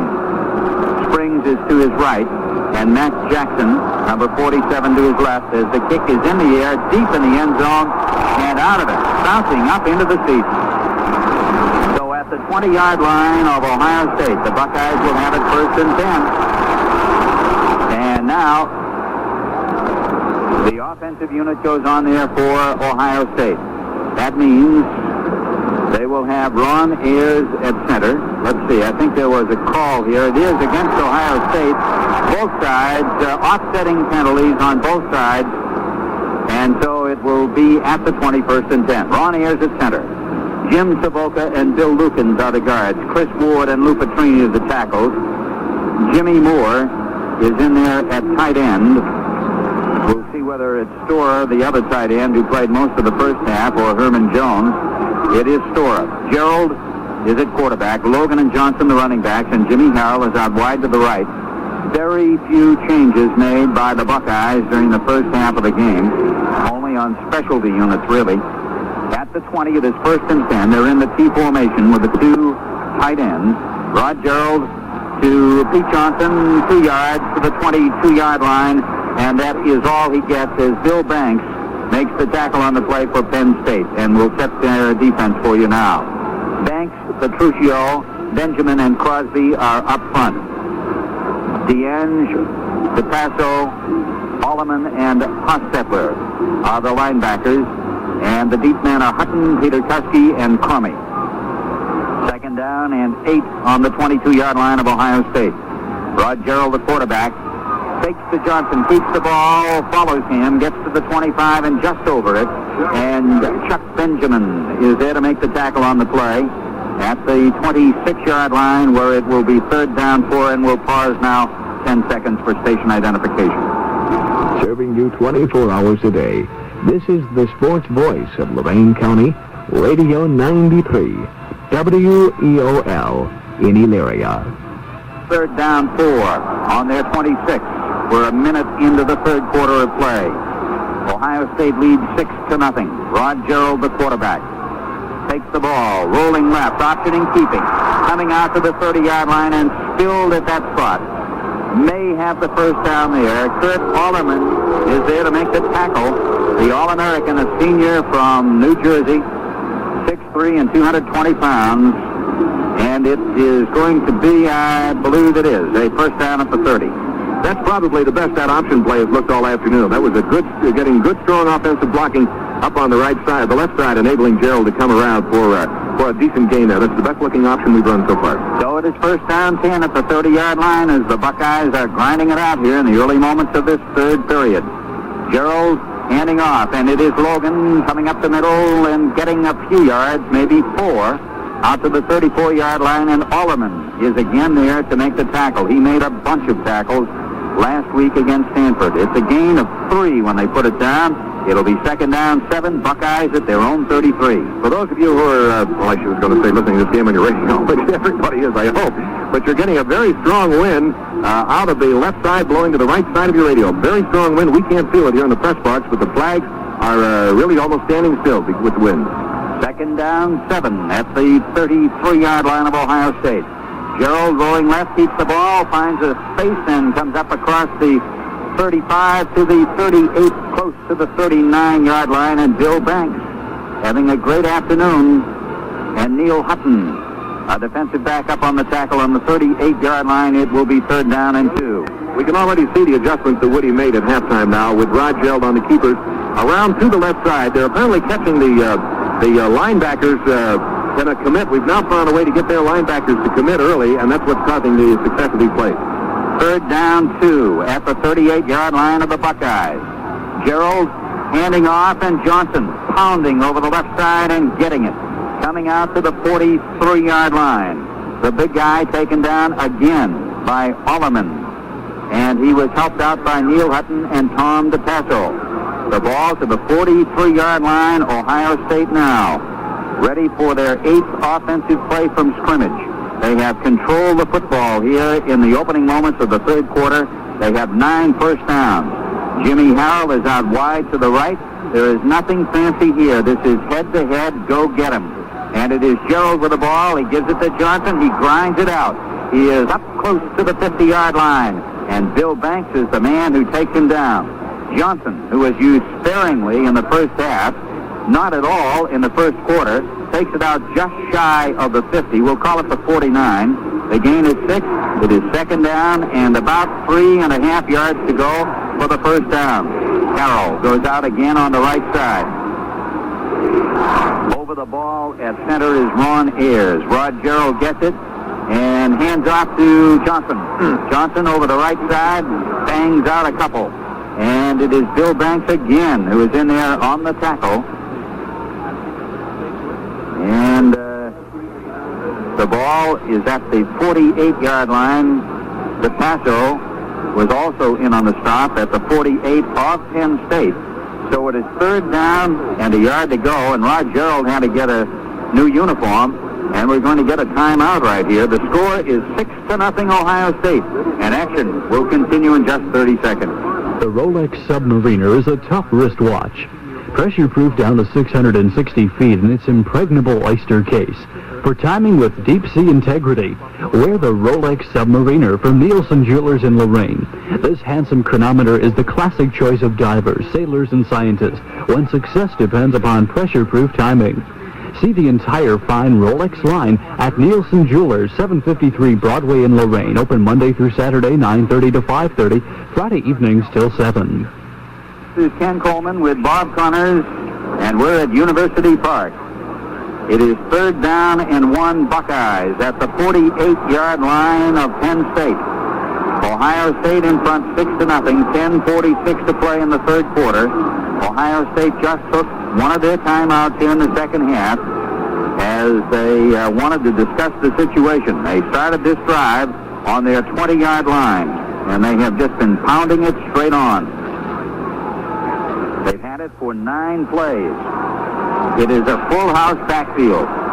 It's a 7-man front with those linebackers right in there against them. And Johnson goes to the 45-yard line, slicing in between left guard and left tackle. Pete Johnson taken down once again by Kurt Alleman and Bill Banks, along with the safety man, Peter Kutsky. And at the 45-yard line, it is first down and 10 for the Buckeyes, so they are controlling the ball. They've had it now for 4.5 minutes here in the third quarter and have not given it up. They're leading 6-0 as Rod Gerald puts them in the T formation with the 2 tight ends. And it is given to Logan. He gets 1. He goes to the 44-yard line, up the middle, and spun down by Joe DeAnge and by Chuck Benjamin. It will be second down 9 at the 44-yard line of Penn State. We're getting a little closer to Woody's kind of ball game. They've controlled the ball the entire second half. They're grinding it out, the old 3 yards in a cloud of dust. And a little closer to the way Woody wanted that first half to go. Jimmy Harrell, again out on the right. Johnson and Logan are set in behind Gerald. 6-man front against them. And it is Gerald keeping after a fake to Logan. And Rod Gerald takes it to the 37-yard line over left tackle. Again, Bill Banks is there with Tom DePasso. On the tackle, the ball is at the 37-yard line. And again, it is 3rd and 2 on this drive. We've had a 3rd and 4, a 3rd and 2, a 3rd and 1, and now we have a 3rd and 2 on the 12th play of the drive. So that's the way it's been. It's just pound and pound and pound. Here we go, full house backfield. Rod Gerald with a long count. They're bunched up along those lines, and they give it to Johnson, and he's into the 35-yard line. They may have to measure. Maybe they won't. Ron Hostetler making the tackle along with Tony Petruccio at the 35-yard line. The officials now looking the situation over, and I believe they're going to have a measurement as Bill Lukens, one of the Ohio State captains, their brilliant offensive guard, is looking over to the sidelines along with Kurt Alleman, who is the defensive captain for Penn State. And they're bringing the chains in from the side. The score is 6-0 Ohio State. Action will continue in 30 seconds.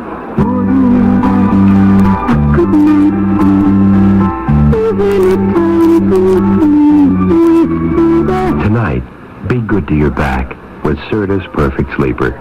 You get the firm support your back needs, plus the comfort you want to help you drop gently to sleep night after night. Count on a good night's sleep.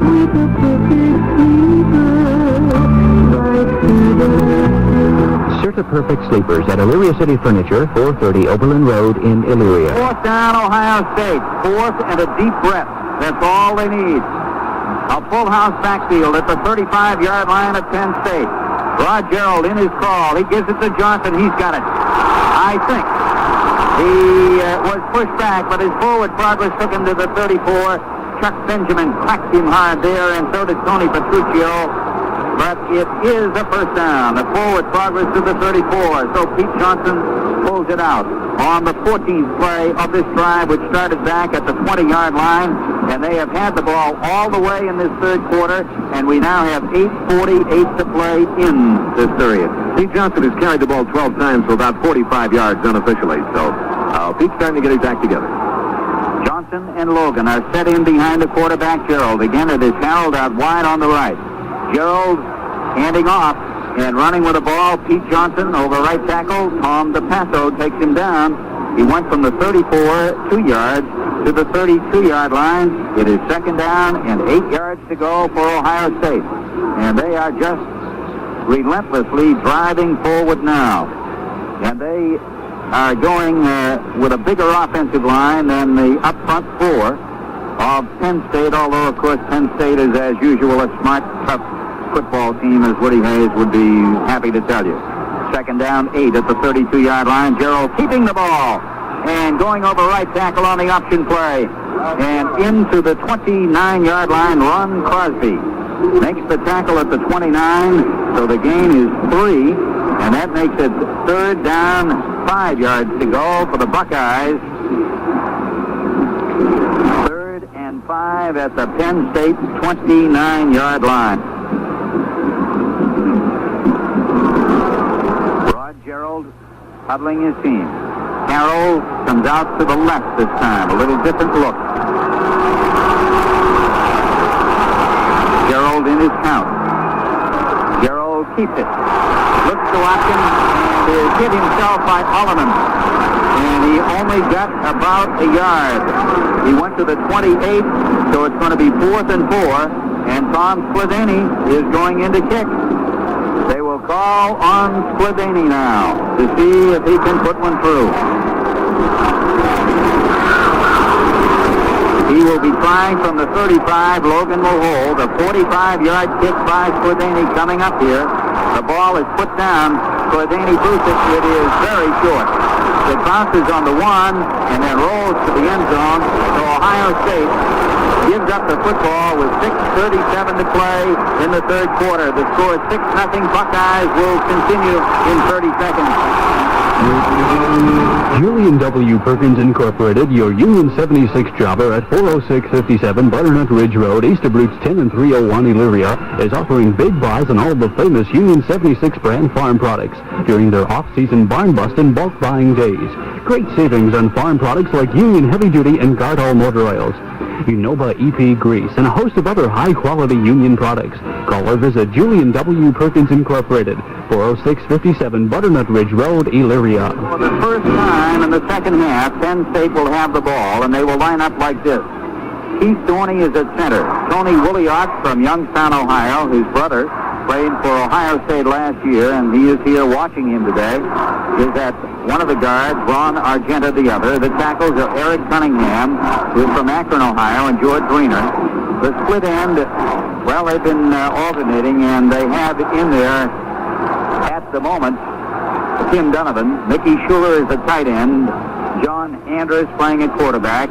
Kevin Thrower is in the backfield as a running back, along with Matt Suey at the moment. We'll give you the Buckeyes defense now as we have a timeout momentarily on the field. Bob Brzezinski, Nick Bonamici, Eddie Beeman, and Kelton Dantzler are up front with Aaron Brown over the middle. Tom Cousino and Ed Thompson are the backers. Mills, Allegro, Griffin, Ray, and Bruce Rule are the deep men. Make that Tom Roach. No, it is Mills playing on the left corner. Anders back to throw. And firing long downfield, and it is incomplete, intended for Jimmy Cefalo. So after the Buckeyes had just been slamming away, getting the short yardage on the very first play, Penn State throws long, and Joe Allegro was back there on the coverage on Jimmy Cefalo. So Penn State on their 20, second down and 10. Penn State wants some points on the board right now. Andrus, 18 attempts, 11 completions, 122 yards. Buckeyes lead 6-0, third quarter. And the handoff goes to number 32, Matsu. And he comes banging across the 30 and on to the 31-yard line, and Shelton Dantzler from Warren, Ohio, makes the tackle for the Buckeyes. That will be a first down. Good piece of running by Suey, who gained over 100 last week against Stanford. Now Cefalo goes out of the lineup, and Scott Fiske, their punter from Red Lion, Pennsylvania, is in there, and he is a slot back on the left side. First down 10 at the 31-yard line. Thrower goes over wide to the right in a double wing, and handing it off, the quarterback gives it to Suey, and Suey takes it across the 35-yard line on a sweep right, and goes to the 37-yard line, and Bruce Rule, the cornerback, is up there to make the tackle for the Buckeyes. At the 37-yard line, a gain of 6. It'll be second down, 4 to go for the Nittany Lions at Penn State. Shelton Dantzler is the leading Buckeye tackler. He's in with 5 unassisted tackles and 2 assists. Nick Bonamici has 3 unassisted. Ray Griffin and Tom Roach, each with 3 unassisted tackles. And Matt Suey has carried 5 times today for 40 yards. He's the up man in the eye. Anders hands it to the second man, Kevin Thrower, who is taken down as he tried to sweep right at the 39-yard line, and Captain Ed Thompson from Waverly, Ohio, made a big stop there for the Buckeyes. At the 39, it will be third down and 2 for Penn State. Donovan goes out, and Rich Marty goes into the lineup now for Joe Paterno's team. We're showing them something a little different on defense, and I want to make sure exactly what it is here. But we are showing them a little different look this time. We have 1, 2. No, this is not the play. Marty is out on the left, and Fiske is in motion to the left, and it is Suey going over left tackle, and he's hit at about the 40-yard line and dragged back a little bit. Let's see who's in there. Bob Brzezinski was one. Ray Griffin was another one, and the ball is being spotted just over the 35-yard line. So let's see what it will be. I think we're going to have another measurement, and we have had some crucial ones in this game. They're going to look it over right now. So it's either going to be 1st and 10 or 4th and very little.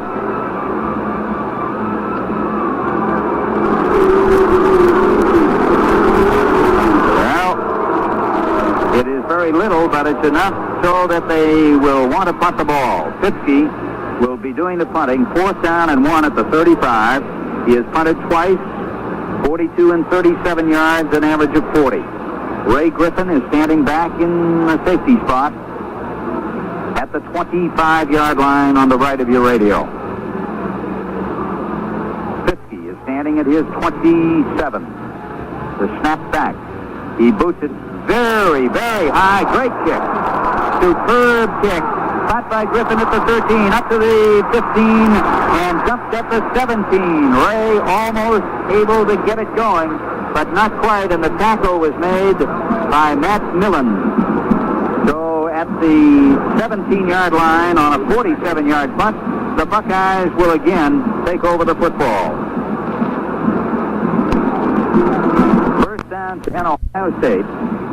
4:14 to play in the third quarter. The Buckeyes lead 6-0. In the first half, John Andrus' statistics were highly respectable. He was 11 for 17 through the air, their quarterback, John Andrus.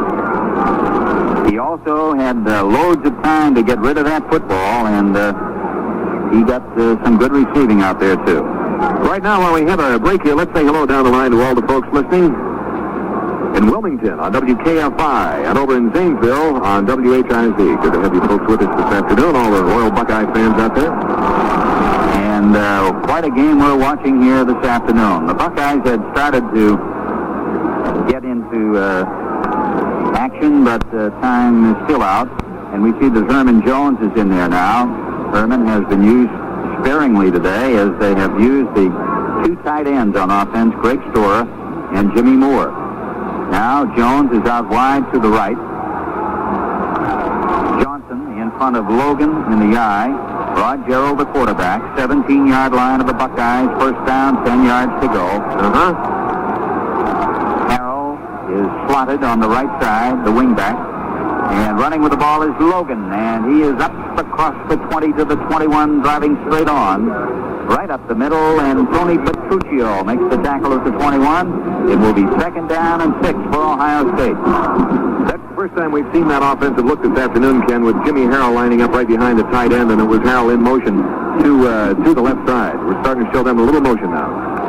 Again, Herman Jones is split right off of Lou Petrini. Logan is 13 for 99. This is Gerald keeping the ball up across the 25 to the 30 and on to the 31, maybe 32-yard line before Tom DePasso is able to make the tackle on the play for Penn State. A 12-yard pickup on the play. The ball at the 31-yard line. It is first and 10 for the Buckeyes. Gerald on that option. Looking good coming over the left side. Again, he sends Jones out wide right. And Harrell is slotted now back of Petrini on the right side. And it is Logan carrying over right tackle on to the 35-yard line from the 31. And Ron Crosby takes him down at that spot. A gain of 4 again. And it will be second down and 6 yards to go.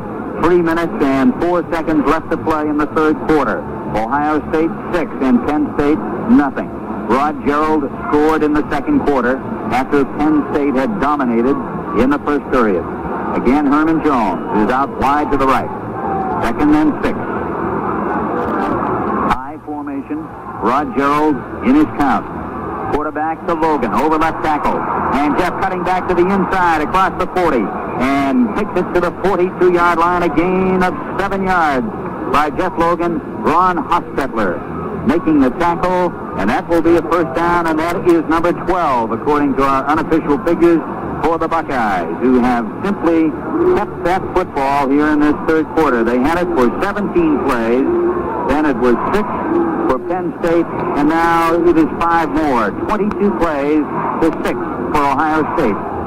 And it is now at the 42-yard line in their territory. First down and 10 yards to go for the Buckeyes. Again, the I. And it is Logan, and he is going to be hit hard and still manages to fight forward and get one. Kurt Alderman, a splendid football player and linebacker who seems to be always around the football, in there on the tackle, but even with that, Jeff Logan managed to spin out for a yard.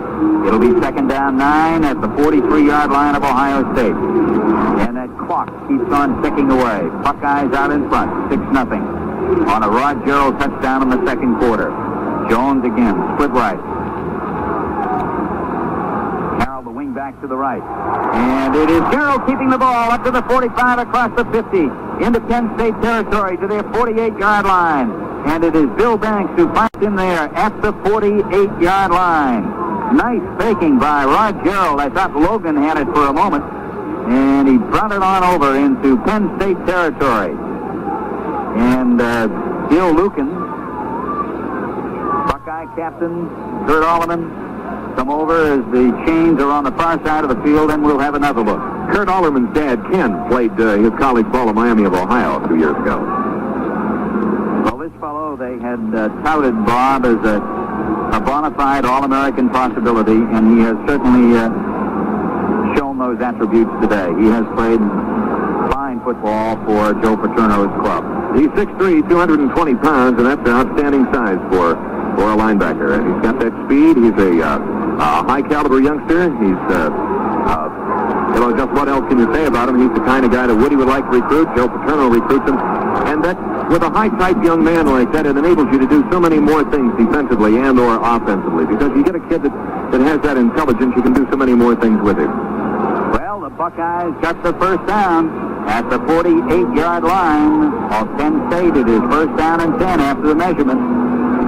Again, it is Jones wide to the right. They have Bill Crummey out there, single coverage on him, but ready to be helped. It is Logan running left and coming wide, and he is going to be filled for a loss. Back at the 49-yard line, coming on the short side to the left, and Ron Hostetler makes the tackle for Penn State at the 49-yard line, and it will be second down and 11 to go for Ohio State. And the clock now says 1 minute and 17 seconds left in the third period, with the Buckeyes out in front 6-0.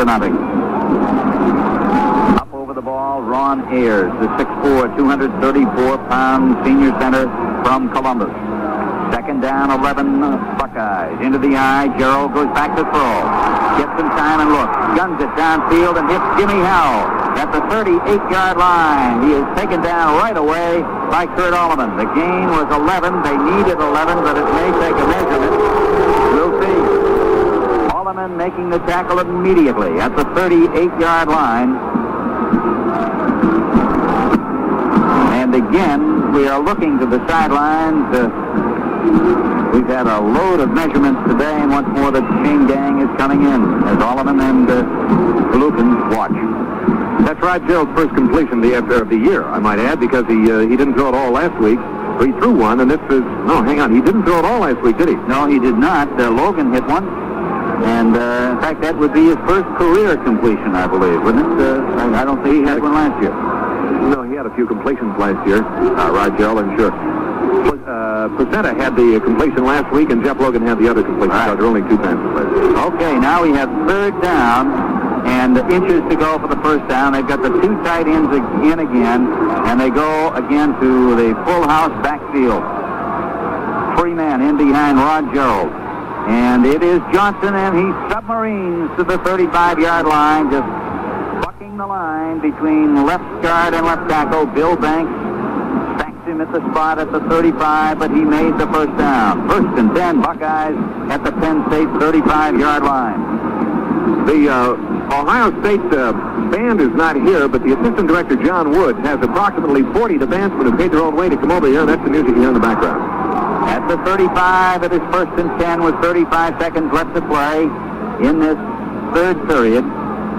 And now a whistle blows. And the officials apparently are calling a timeout here for the moment.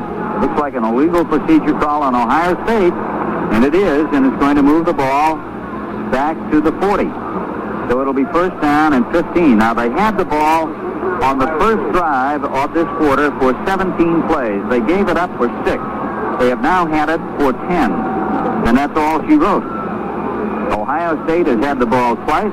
Penn State has had it once, and they have just been pitching a shutout. First down, 15, 40-yard line. In Penn State territory. Full house backfield, and jump hard is Johnson, and in there to make the play was DePasso, and that was a big one. The middle guard came hard and took him down back at the 43-yard line, and that's going to make it first and a second, rather, and 18 to go now for the Buckeyes. And it looks like time has run away from us here in the third quarter. The end of the third quarter, the score, Ohio State 6 and Penn State nothing. Real champions have no imitators. None that can stay with them. Golfer Arnold Palmer, for example, Indy winner A.J. Foyt, skier Jean-Claude Keely. To them, gear is priceless, if it's perfect. And for each man, there's just one timepiece, the Rolex Day-Date, heir to a priceless heritage of precision watchmaking. The Rolex through Saturday, 9:30 to 5:30, Friday evenings till 7. Remember, comparing Rolex with ordinary watches is like comparing Nielsen's with ordinary jewelers. Nielsen Jewelers, 753 Broadway in Lorraine, known for quality and tradition since 1877. Serving you 24 hours a day with news, weather, sports, and information.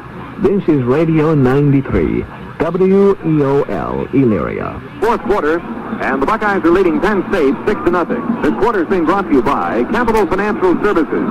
Call your nearest Capital Financial Services office to find out more about getting your loan application started immediately. The Buckeyes have the ball right now on The 44-yard line, 43-yard line. We're just about ready to go. The officials are still talking to some of the Buckeyes down on the field, trying to get a few things squared away. And we're just about ready to go with fourth quarter action. Let's bring in the voice of the Buckeyes, Ken Coleman. Thank you, Bob Connors. It is second down and 18 yards to go after the penalty and then the loss. So Ohio State now may have to loosen things up a little. They have Herman Jones as the split left end, and slotted inside him is Jimmy Harrell, as Johnson and Logan are back of Gerald. A lot different than last week when we saw an awful lot of people in there against Michigan State. This has been a cliffhanger. It is 6-0 Buckeyes as we start the fourth period of play. Second down, 18 at the 43-yard line of the Nittany Lions. Gerald back to throw. And he fires down on the right side, and it is incomplete for his tight end, Jimmy Moore, the big 6'5", 258-pound sophomore. And Neil Hutton, a lot smaller, only 175 pounds, back on the coverage, and good tough coverage it was. The Buckeyes along the bench there hollering pass interference. They both went for the ball at the same time. So again, if the official's right on the spot, it's their word. Third and 18 at the 43-yard line of Penn State. So this is a key play right now. Carroll goes wide left. Jones is split right off Petrini, about 12 yards. Gerald goes back to throw. Broad looking. He starts to run. He is hit. He's still on his feet. And at the 45-yard line, he falls down. So he lost a couple on the play. At the 45-yard line of Penn State, it will be 4th and 20 to go for the Buckeyes of Ohio State, and they will have to go to Tom Spladany. The kicking unit is in.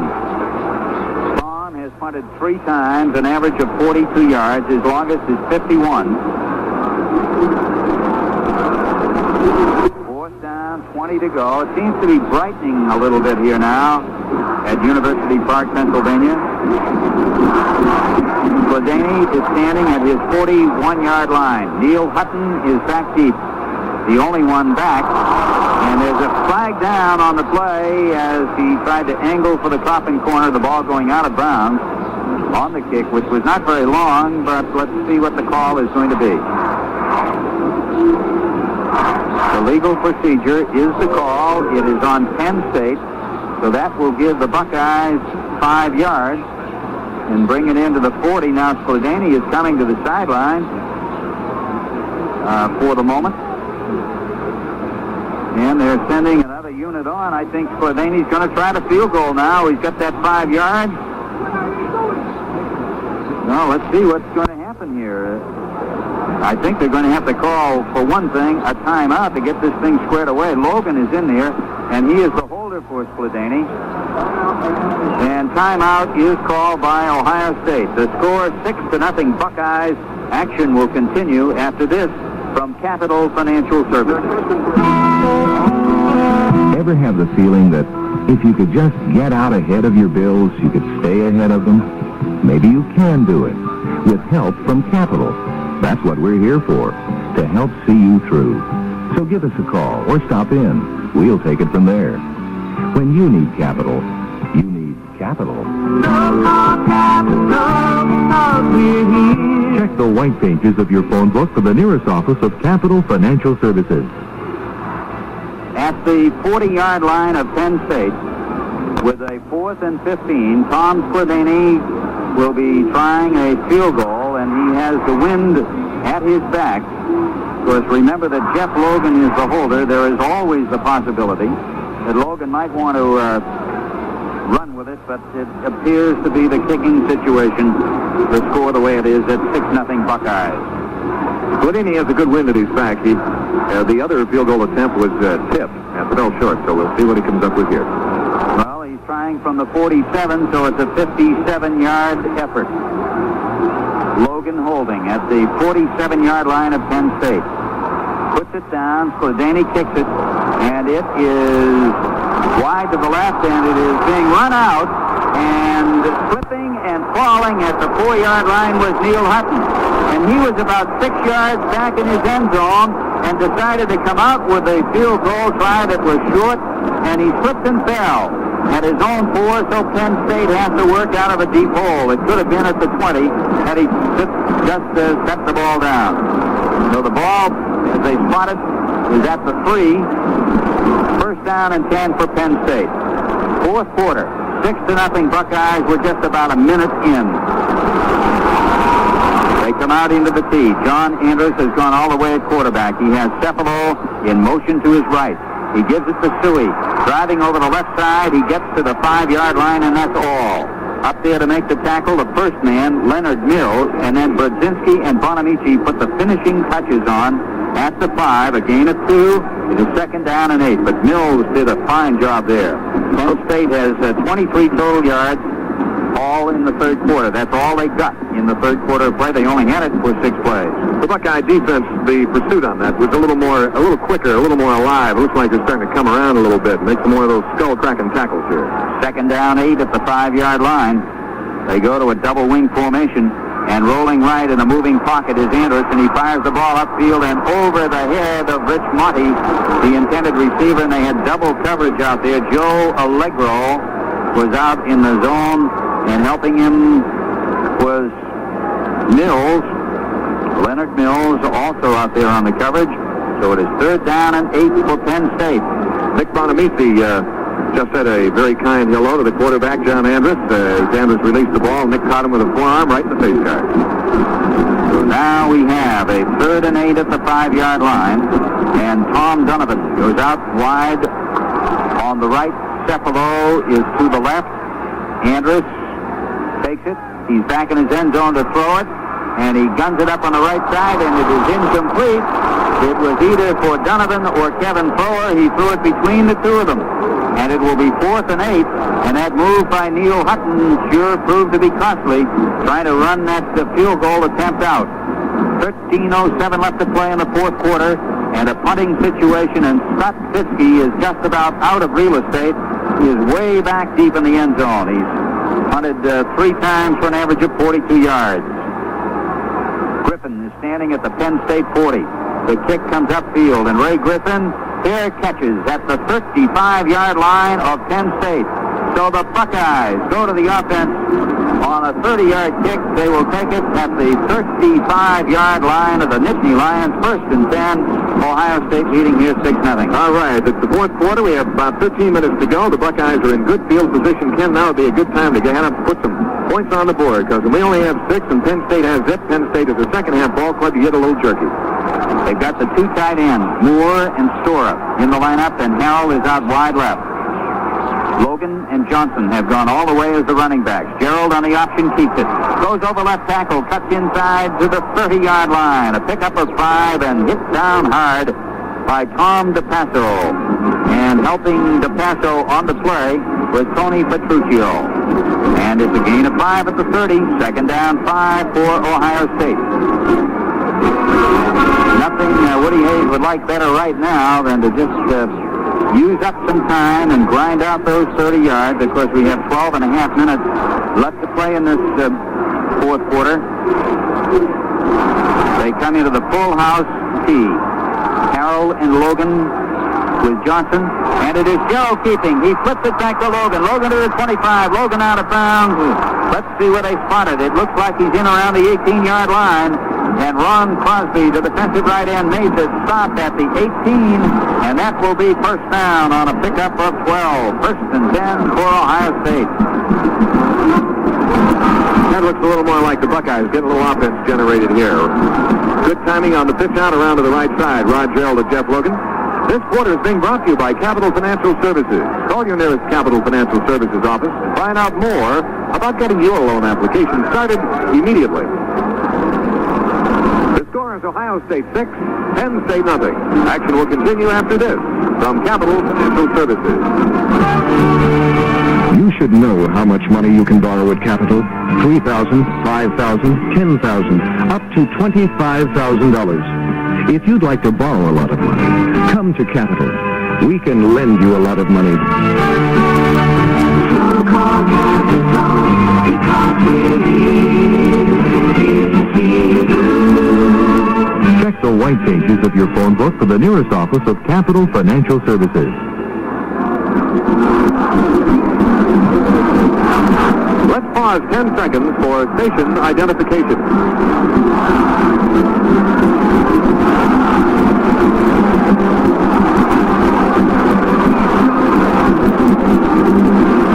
We have 12 minutes and 13 seconds left to go in the fourth period here at University Park, Beaver Stadium, where Ohio State leads Penn State 6-0. The Buckeyes are on the 17-yard line with more play-by-play. Here's Ken.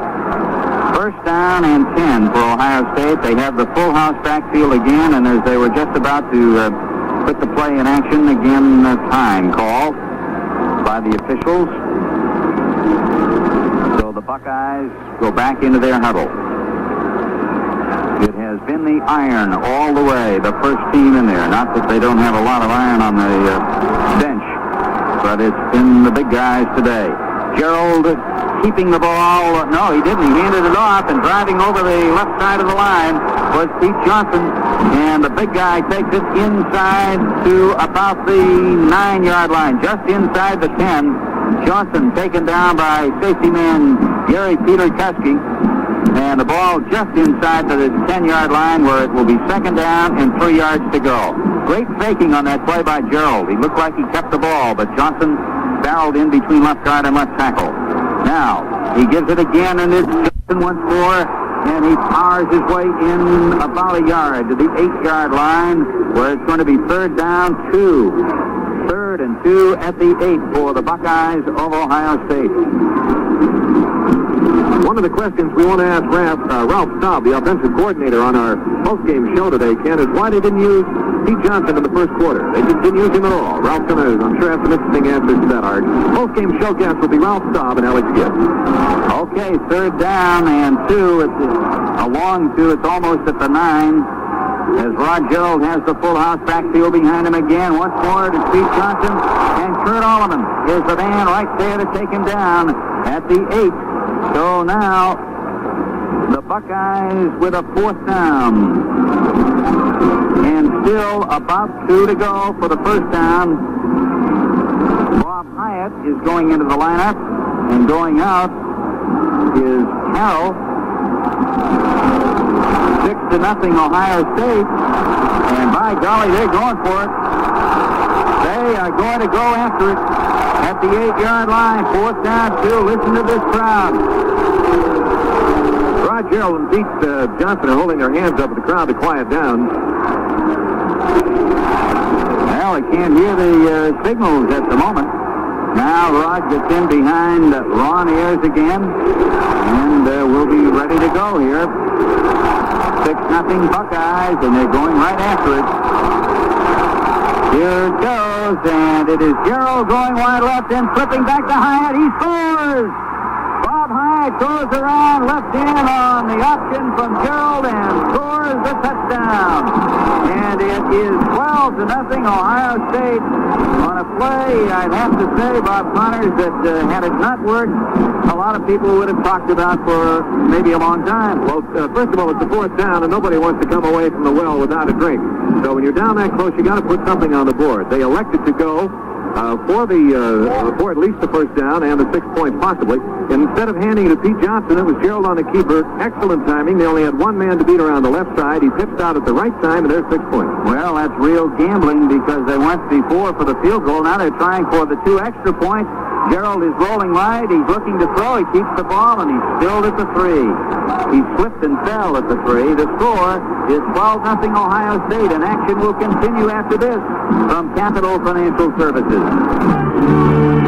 We've all learned that as the kids go back to the books, the bills start coming in. Capital understands, and Capital has money to help. So as the kids return to class, you should turn to Capital. All it takes is a phone call to get things started. So call Capital, because we're here to see you through. Check the white pages of your phone book for the nearest office of Capital Financial Services. Back here in University Park, Pennsylvania, Tom Skladany is ready to do the kicking off for the Buckeyes of Ohio State. They're out in front 12-0. Back deep, Tom Donovan, Scott Pitzke, and Rich Monty for Joe Paterno's Penn State team. 10 minutes and 12 seconds left to play in this game. I might mention, Ken, the charter, the Buckeye charter tells us now that they will arrive in Columbus at 8:40, the time that they were scheduled to arrive. There's been a lot of ifs for the pilot types who are listening today. They are on ultra IFR around here, and throughout the day they haven't been able to either get in or get out. If they could get in, they couldn't get out. But the Buckeyes are now, the weather's clearing. They will arrive home at 8:40 tonight. Okay, Bob, and now Skladany getting ready to do the kicking here. That touchdown taking some of the pressure off. As we mentioned, a very interesting call and a gambling kind of call, because they had tried that 57-yard field goal, which was short, and Hutton ran it back out and put Penn State in tough position as far as field position was concerned. And Ohio State, when they might have had a sure three, you've got to count on that with Skladany from there, they went for 6 and they got them. So they lead 12-0. And Tom Skladany puts the foot into the ball, and it goes 8 yards back in. And they're coming out with it. It is Scott Fitzke across the 10, and he is out of bounds at the 12. And that is the second time that it's cost them. He cost them 15 before, it cost them 8 this time. Paul Ross was there to make the tackle for Ohio State. This quarter being brought to you by Capital Financial Services. Check the white pages of your phone book for the office nearest you.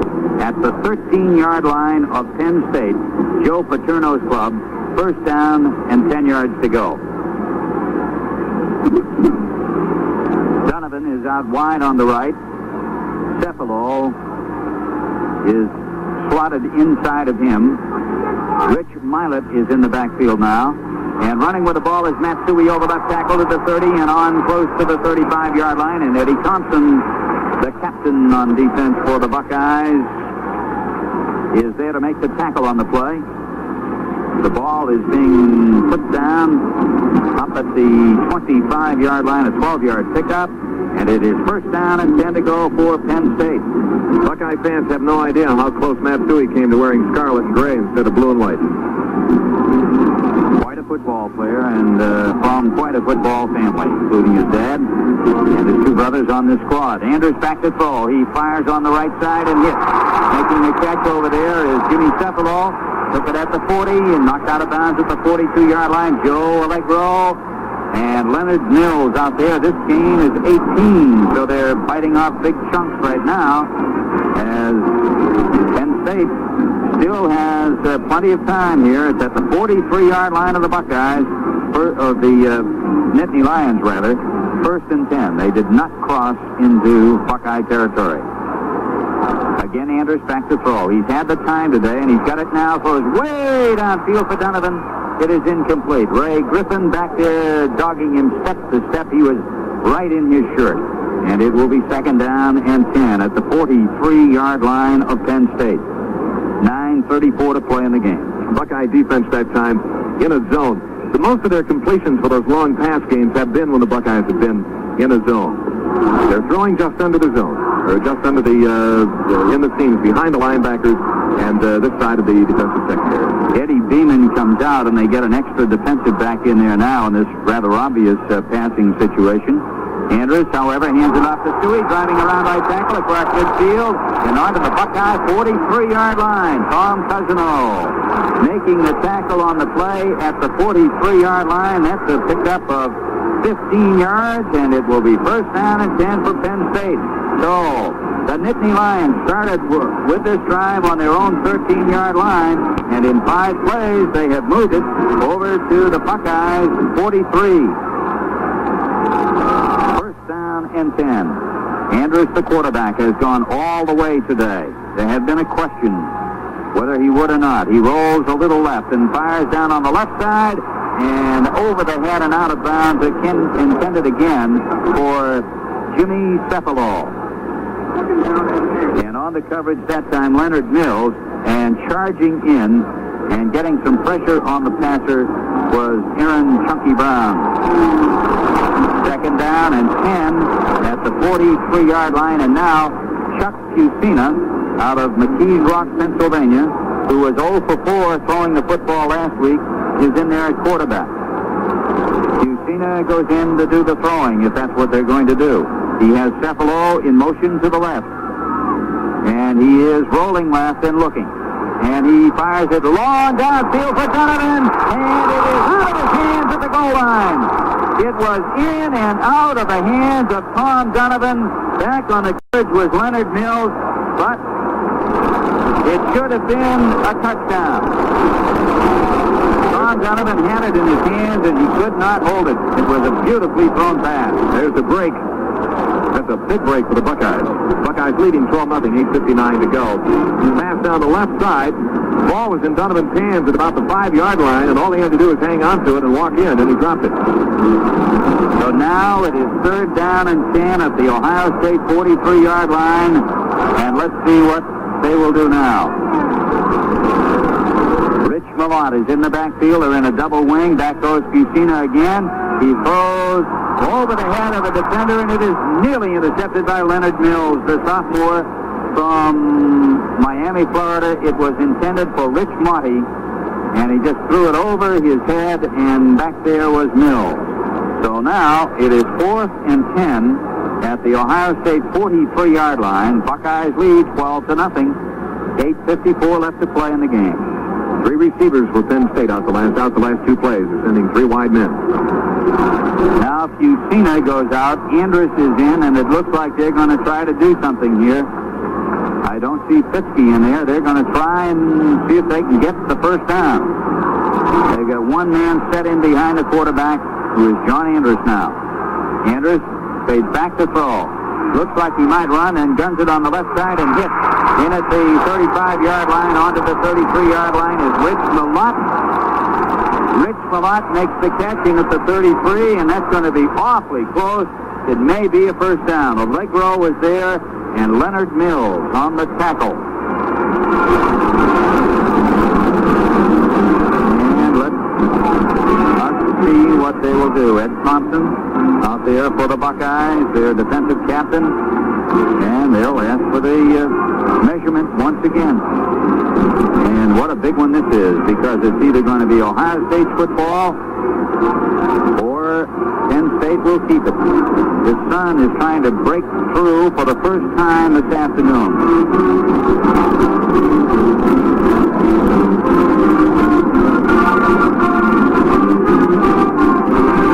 Now they're checking. They have to come all the way across the field. First down. So it's at the 33-yard line. Penn State started it back on their 13. They've had it for 9 plays. That is their 15th first down. And the Nittany Lions are in there battling the Buckeyes all the way here today. 12-0. Ohio State in front. Cephalo going wide right. In the I formation. Andrus at quarterback.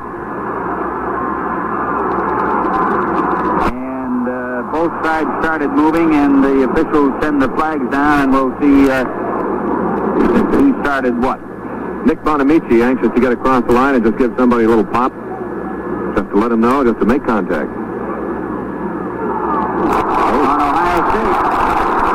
5 yards, illegal encroachment, and it will go from the 33 into the 58. And it will be first down and 5, and you can tell there are a lot of Buckeye fans here. They did not care for that call. First and 5 at the 28-yard line of Ohio State. Donovan comes out wide left, and on the right is Cephalo. Keith Dorney is over the ball at center. Ohio State has been penalized 69 yards today.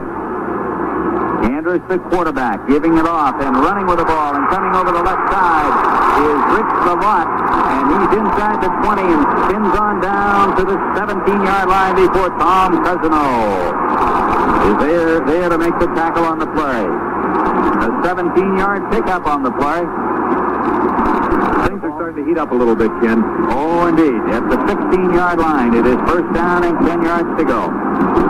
Again, Cephalo goes on the right, and Monty is out to the left. I formation. Andrus on the draw. Gives it off to Suey, and Brodzinski makes a very big play. Bob Brodzinski The senior 6'4", 224 out of Fremont, Ohio, with a very big stop back at the 18-yard line. So there's a loss of 2. It will be second down and 12 yards to go. Buckeyes lead 12-0. 8 minutes and 25 seconds left to play in the game. Donovan goes to the right. And on the left side, Jimmy Cephalo. Andrus goes back to throw. Hard rush by Dancer. Screens it. And taking the ball, Malott. Malott is inside the 15. And on to the 10, maybe to the 9, and Bruce Rule makes the tackle on the play. Spotted at the 11-yard line. So it'll be third down 5. This quarter is being brought to you by Capital Financial Services. Call your nearest Capital Financial Services office to find out more about getting your loan application started immediately.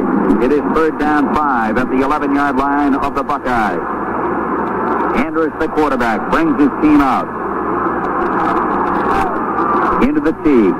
Andrus back to pass. Looking, runs it up the middle, and it is caught at the 3-yard line. Making the catch is Rich Monty. Down at the 3. And it will be first down and goal to go for Penn State. Bruce Rule made the tackle for Ohio State, and the Nittany Lions fans are really going now. They started back on the 13-yard line, and they have moved it to the 3 of Ohio State. Lehman is getting in there. They've got a goal line defense in. First and goal at the 3. And now the officials here, for the moment at least, are calling for time. And now the clock starts again, and they're ready. Cephalo is in motion to the right. And this is a drive over the right side by Malott. And he is into about the 2-yard line, maybe the 1. He's only a sophomore, 205 pounds. And the tackle was made by Rule along with Byron Cato. The ball is at the 1, and it is second down and goal. 7 minutes showing on the clock. Buckeyes lead 12-0 over Penn State. Second and 1 as they come out. Andrus, the quarterback. And the Buckeyes just piled in tight. Everybody up there on that line, and it is Suey trying the right side. He doesn't get anything. He lost a little. Kelton Dantzler from Warren, Ohio, making the tackle. Back at the 2, it will be third down.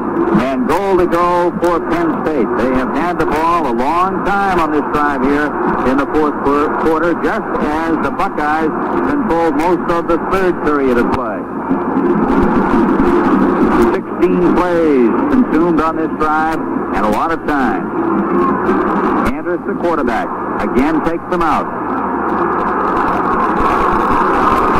In the tee. Long count. Andrus hands off. Suey drives in. Touchdown.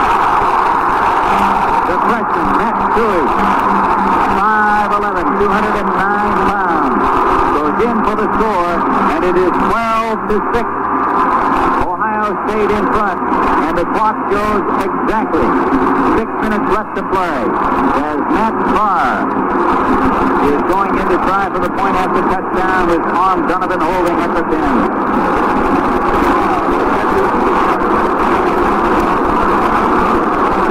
The ball is snapped. It's put down. It is booted. And it is good.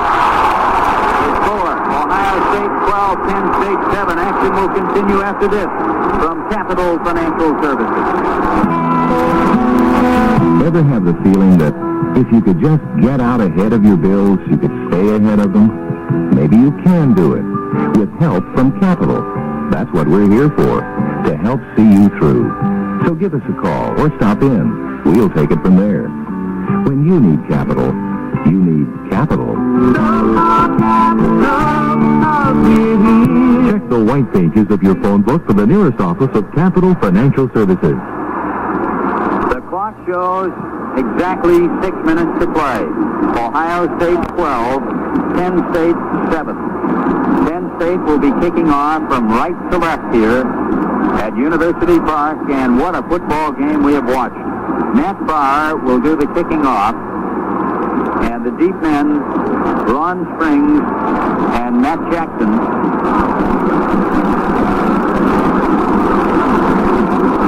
for Ohio State. They had been using Jeff Logan, but now they are not. And, of course, there's the chance here, and the Buckeyes are looking for it, of the onside kick. They got the people up front. They have 5. They've got 9 men spaced just on their side of the 50-yard line, 5 up front and 4 behind them. They are anticipating the possibility of the onside kick. Matt Barr comes down and he kicks it long. And Ron Springs takes it a yard back in the end zone. Comes to the 5, to the 10, to the 15, and out to the 19-yard line, taken down. Ron Springs on the run back, and making the tackle, Mike Truman. And so here we go at the 19-yard line of Ohio State, the Buckeyes first and 10. And now they have got to mount a drive. They have got to keep the football. Rod Gerald has gone in. We see that Herman Jones is on the sideline, so they've got the 2 tight ends in there, and it looks like they're going to just try to slam away here as they did so well in the third quarter. They have Logan and Johnson in behind the quarterback, Gerald. Gerald rolling right, fake, keep, is taken down at the 20. Chuck Benjamin takes him down. He had a gain of, make it 2. He got over the 20, closer to the 21. It will be second down 8.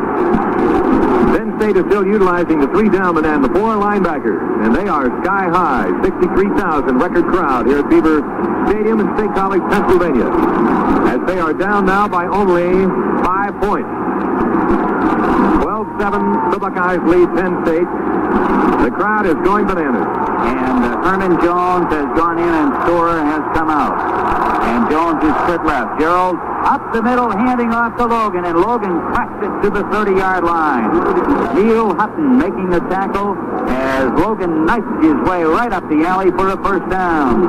First 10 for the Buckeyes at the 30, and that was a big one as far as Ohio State was concerned. Now Ron Springs is going in, and Jeff Logan's sending him out. That's the way it looks. He ran in there, and now he's going back over to the sideline. Logan is set in behind Johnson. It is first down 10 Buckeyes at their 30-yard line. And Gerald gives it to Logan. He comes over the right side to the 35 and is taken down. He was going up the middle, and he angled right, cutting across the grain, and gets 5 to the 35-yard line. Neil Hutton makes the tackle again, and it will be second down and 5, and he's using up precious time now. We're down to 4 minutes and 25 seconds left to play. 12 seconds, 12-7. The Buckeyes are in front. Herman Jones goes out wide on the left. Johnson steps in front of Logan. Harrell is the wingback to the left. Gerald in his count.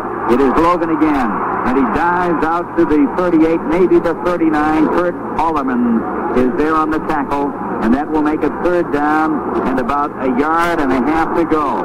The ball is spotted at the 38-yard line. It is closer to 2 to go with a third down situation. Greg Storer comes back in, so they've got the 2 tight ends, and another very big possession play coming up now as the Buckeyes go to the full house backfield, and they've got about an 8-man front against them. And running with the ball is Keith Johnson. He is to the 39-yard line. And let us see whether he made enough for the first down. It may call for another measurement. The end, one of the linebackers, Bill Banks, the defensive left end, are in on the tackle. Rod Gerald is watching this closely, so is Bill Lukens. Gerald now looking over toward Woody Hayes and the coaching staff on the sideline. And again, we have a measurement. Boy, that crew has had a workout this afternoon. The clock says 3:32 left. The Buckeyes are in front of Penn State. It is 12-7. We're going to know in a second here. Yes, we are.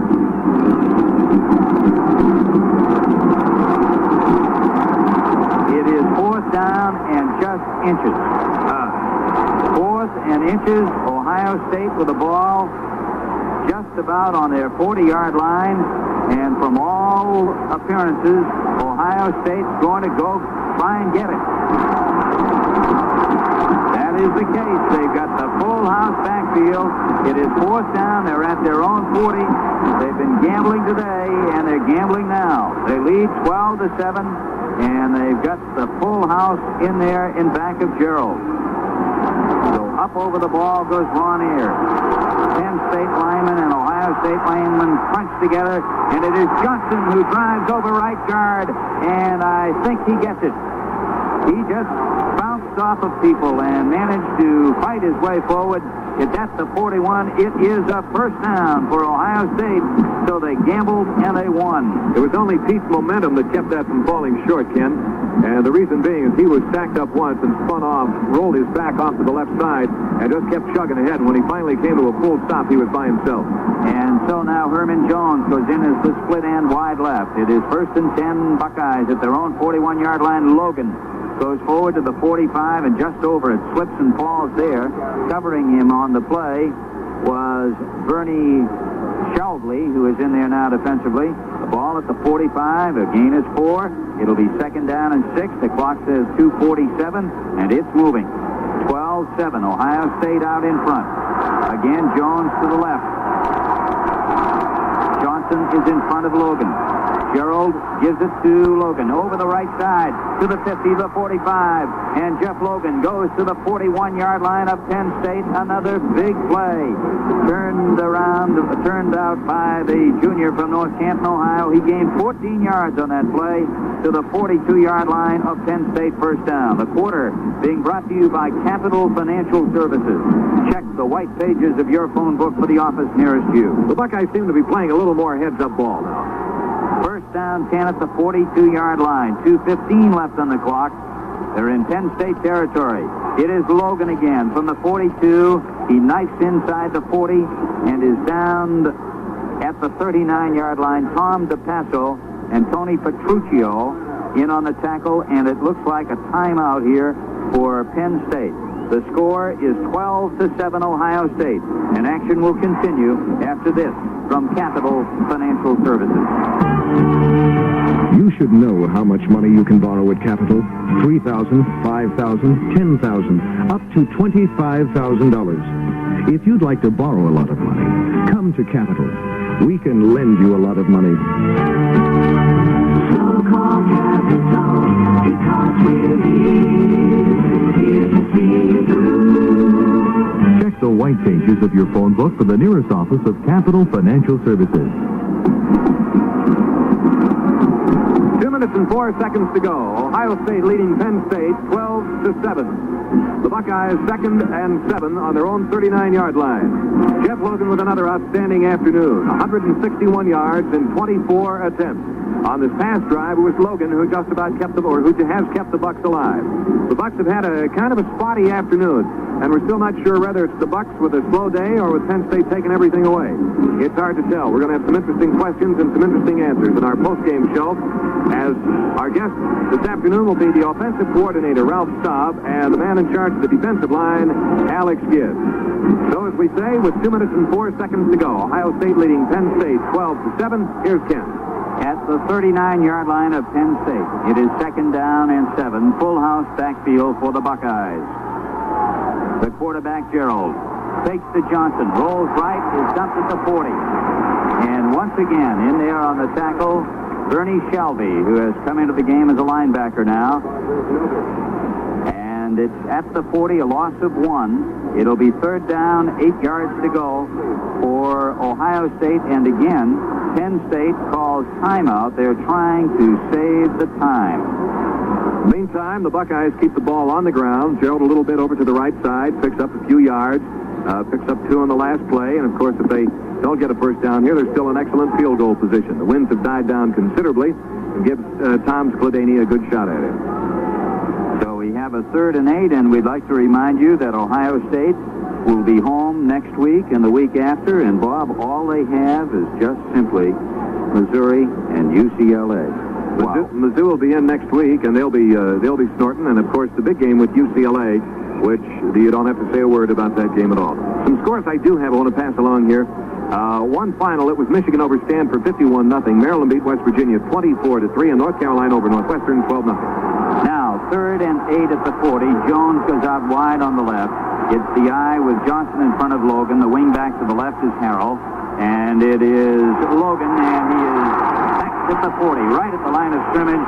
So it will be 4th down, 8 to go for the Buckeyes at the Penn State 40-yard line. And again, Penn State calls timeout. This will be their 3rd timeout, I believe, and that will be all they'll have. Some more scores of other games. Michigan State beat Wyoming 21-10. Minnesota over Washington State 25-8. They're in the 3rd quarter. Nebraska's hanging one on Indiana 38-7 in the 3rd quarter. Colorado's blanking Washington 14-zip as they play now in the 2nd period.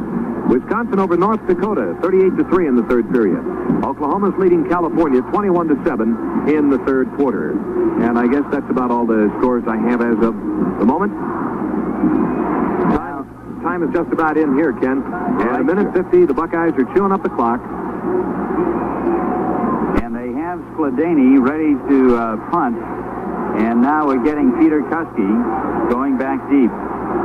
And he's back there by himself at the moment. 42-yard average on 3 punts by Tom. And he's angling this for the sideline. Hits on the 10. It rolls along. And it is into the end zone. And it will come to the 20. So Penn State now, with a minute 41 to play, will have it on their 20. 1st and 10, they're trailing 12-7. Let's pause 10 seconds for station identification.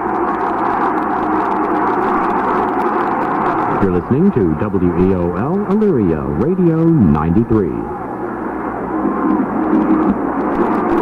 Okay, here we are. And you know, with a minute 41 seconds left to play, that they're going to put that ball in the air. John Andrus is the quarterback. At the 20, it is 1st down and 10. Andrus moves back to throw. Fires on the left side, and it is incomplete. Up at the 40-yard line for Rich Monty. And it will be 2nd down 10 at the 20-yard line. Bruce Rule, who made a very key play earlier for the Buckeyes defensively, in on that stop. Ray Griffin has made one. They have had a bunch of them out here today. Last week when we had Dick Walker on our post-game show, we were talking about some of the long passes they had completed and some of the changes he was going to make. We'll talk about that in just a second. 2nd down 10 at the 20-yard line of Penn State. Again, Andrus goes back to throw, has the time, and releases to the left side, and it's Malott who takes it from the 27 across to the 33. Aaron Brown makes the tackle. They get the 1st down at the 33-yard line, 1st and 10 on a pickup of 13 yards. Now the clock starts to move again, and Andrus rolls left looking. Now he's going to run it, and he brings it up across to the 40-yard line, and wisely, to stop the clock, he stepped out of bounds. The nearest man to him was Kelton Dantzler, but he got out of there himself, so he took it to the 40. He gained 7. It is 2nd down 3. The Buckeye defense and the adjustments they made from last week's game against Michigan State was that Dick Walker told me they were probably going to allow them to do a few things short, but give them nothing long. And they've had nothing long today. All the completions they've had have been in front of their secondary. Marty comes in. Donovan goes out. Cephalo is wide to the right.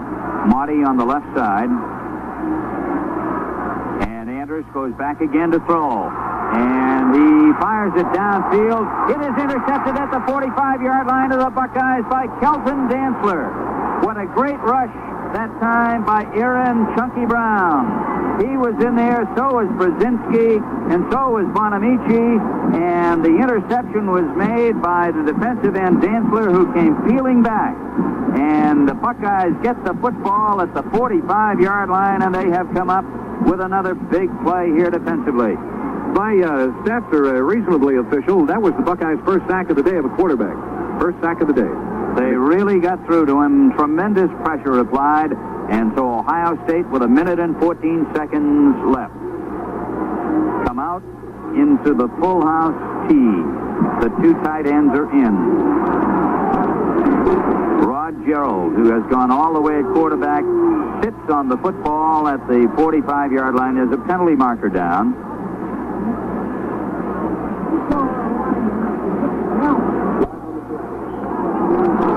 Flag flag on the play, and now they're talking to Rod Gerald about it. Officials. Gerald looking over toward the Buckeye sideline and now coming over to it. This quarter's been brought to you by Capital Financial Services. Call your nearest Capital Financial Services office to find out more about getting your loan application started immediately. Well, they're still talking about this situation here. We see now that one of the officials has come over to the Ohio State bench. He's apparently explaining something to Woody Hayes.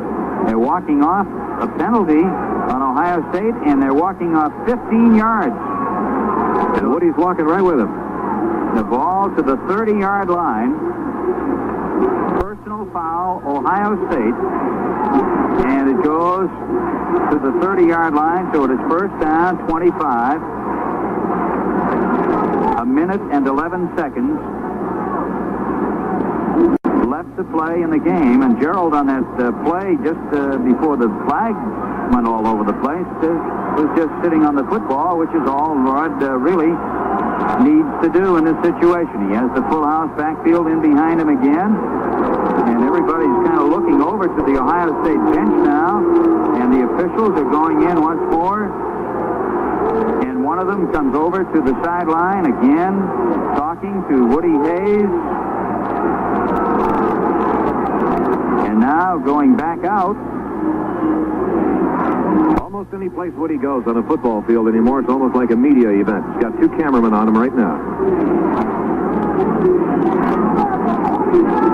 Well, the ball back there at the 30-yard line. It, I believe, is going to be second down on that personal foul, and that's the case. They had not changed it on the scoreboard clock, so it is second down and 25 yards to go. It cost them the down and the yardage, and now the clock is moving again. And it is down to a minute to play. And Gerald is in his count, and Rod sits on the football at the 29-yard line. Penn State is out of timeout, so now it's just a matter of watching the clock run off. That's right, and it's down to 49 seconds, but it is also third down, and of course you have 25 seconds here to get it going. Third down situation, 12-7. Ohio State is out in front of Penn State. It's at the 29-yard line of the Buckeyes, and the clock now down to 31 seconds. It is still moving along the full house backfield. Rod Gerald sits on the ball again at the 29-yard line. So now we have fourth down, 25 yards to go. It says 17, 16, 15. It is counting down, and I don't think we're going to get off another play here in this game. As Woody Hayes is just looking over at the clock, it is 6, 5, 4, 3, 2, 1, and it is all over.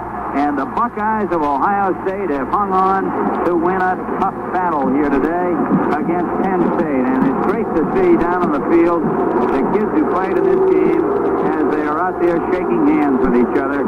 And what a battle this has been. That's the end of the game with a score Ohio State 12 and Penn State 7.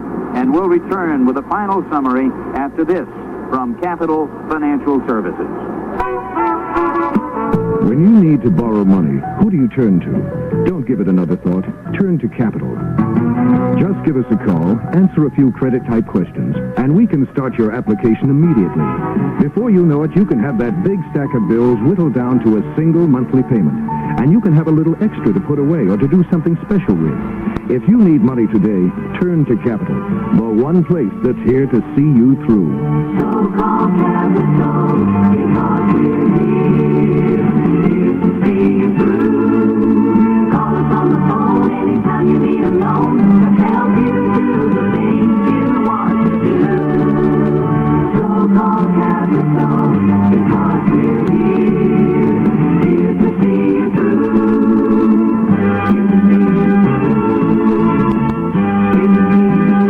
Check the white pages of your phone book for the nearest office of Capital Financial Services.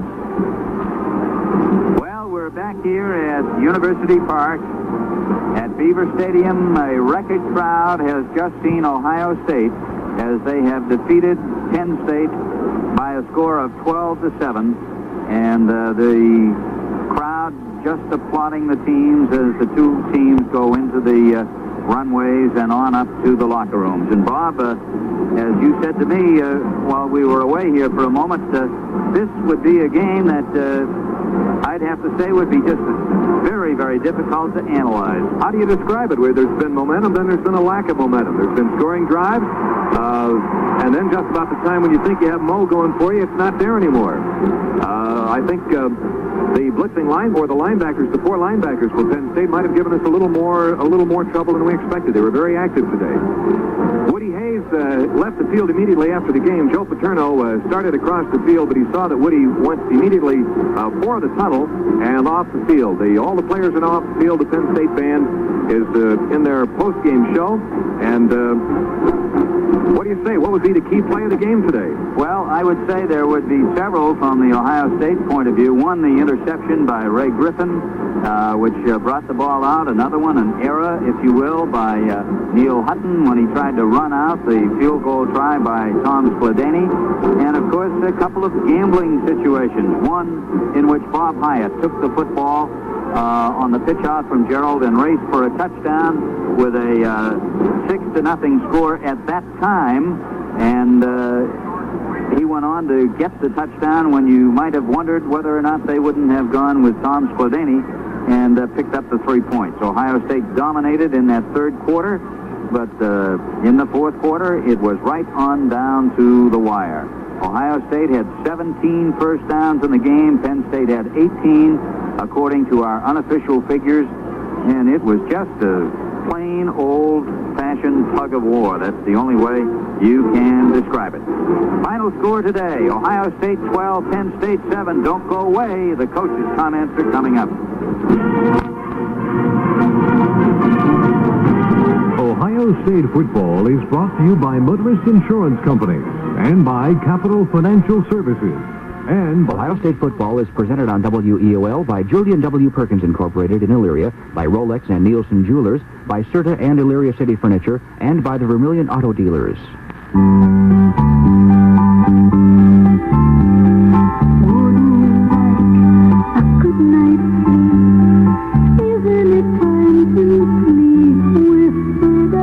Tonight, don't give your back a hard time. Be firm with the Perfect Sleeper mattress by Serta.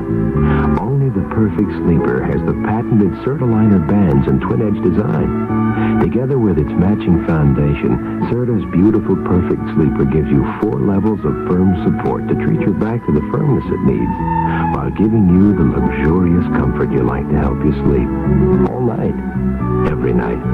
Tonight, sleep as you've never slept before. Isn't it time to be good to your back with a perfect sleeper like Serta? Get a good night's sleep with Serta Perfect Sleepers from Elyria City Furniture, 430 Overland Road in Elyria.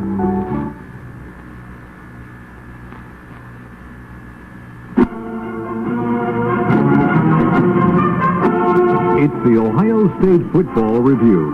Members of the Buckeyes coaches staff will join us for a second look at today's game. The review of today's game is brought to you on the Ohio State Football Network by Motorist Insurance Companies and Capital Financial Services.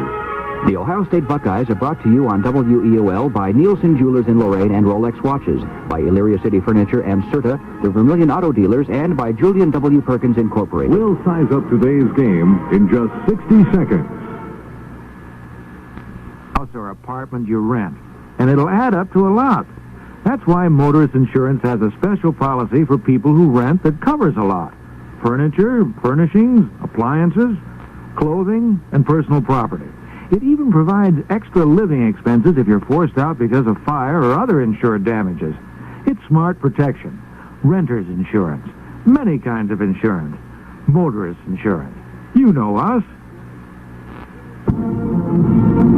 Drive the Vermilion Auto Mile and see the Vermilion Auto dealers for the greatest selection, excellent service facilities, most personalized service, and best values at the best prices. No gimmick selling, just hard, honest dealing. Conveniently located just off the new State Route 2, you'll like doing business with Kyle Buick and Pontiac, Scott and Ford Mercury, Sharpnack Chevrolet Oldsmobile, and Popovich AMC Jeep.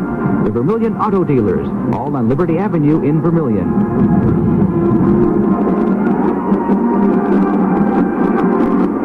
Once again, hello, Buckeye fans. Another big Buckeye win. Ohio State over Penn State, 12-0 here at University Park, Pennsylvania.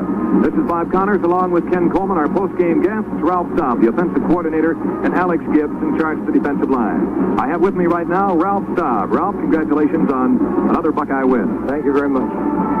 A lot of people were questioning Pete Johnson in the first period. You didn't use Pete. Well, Penn, we knew we were in trouble when we played Penn State. We've seen so many different looks that they give you defensively. And, of course, they're mainly an 8-man front. They happened to give us an 8-man front to both sides, and they had a safety man who was man-to-man when our extra man blocked, that is, when our tight end blocked. That freed up their safety man also. And we prefer to, in this case, we prefer to use Pete as one of those blockers and give the ball to Jeff Logan rather than do it in reverse. So then that worked out quite well for you.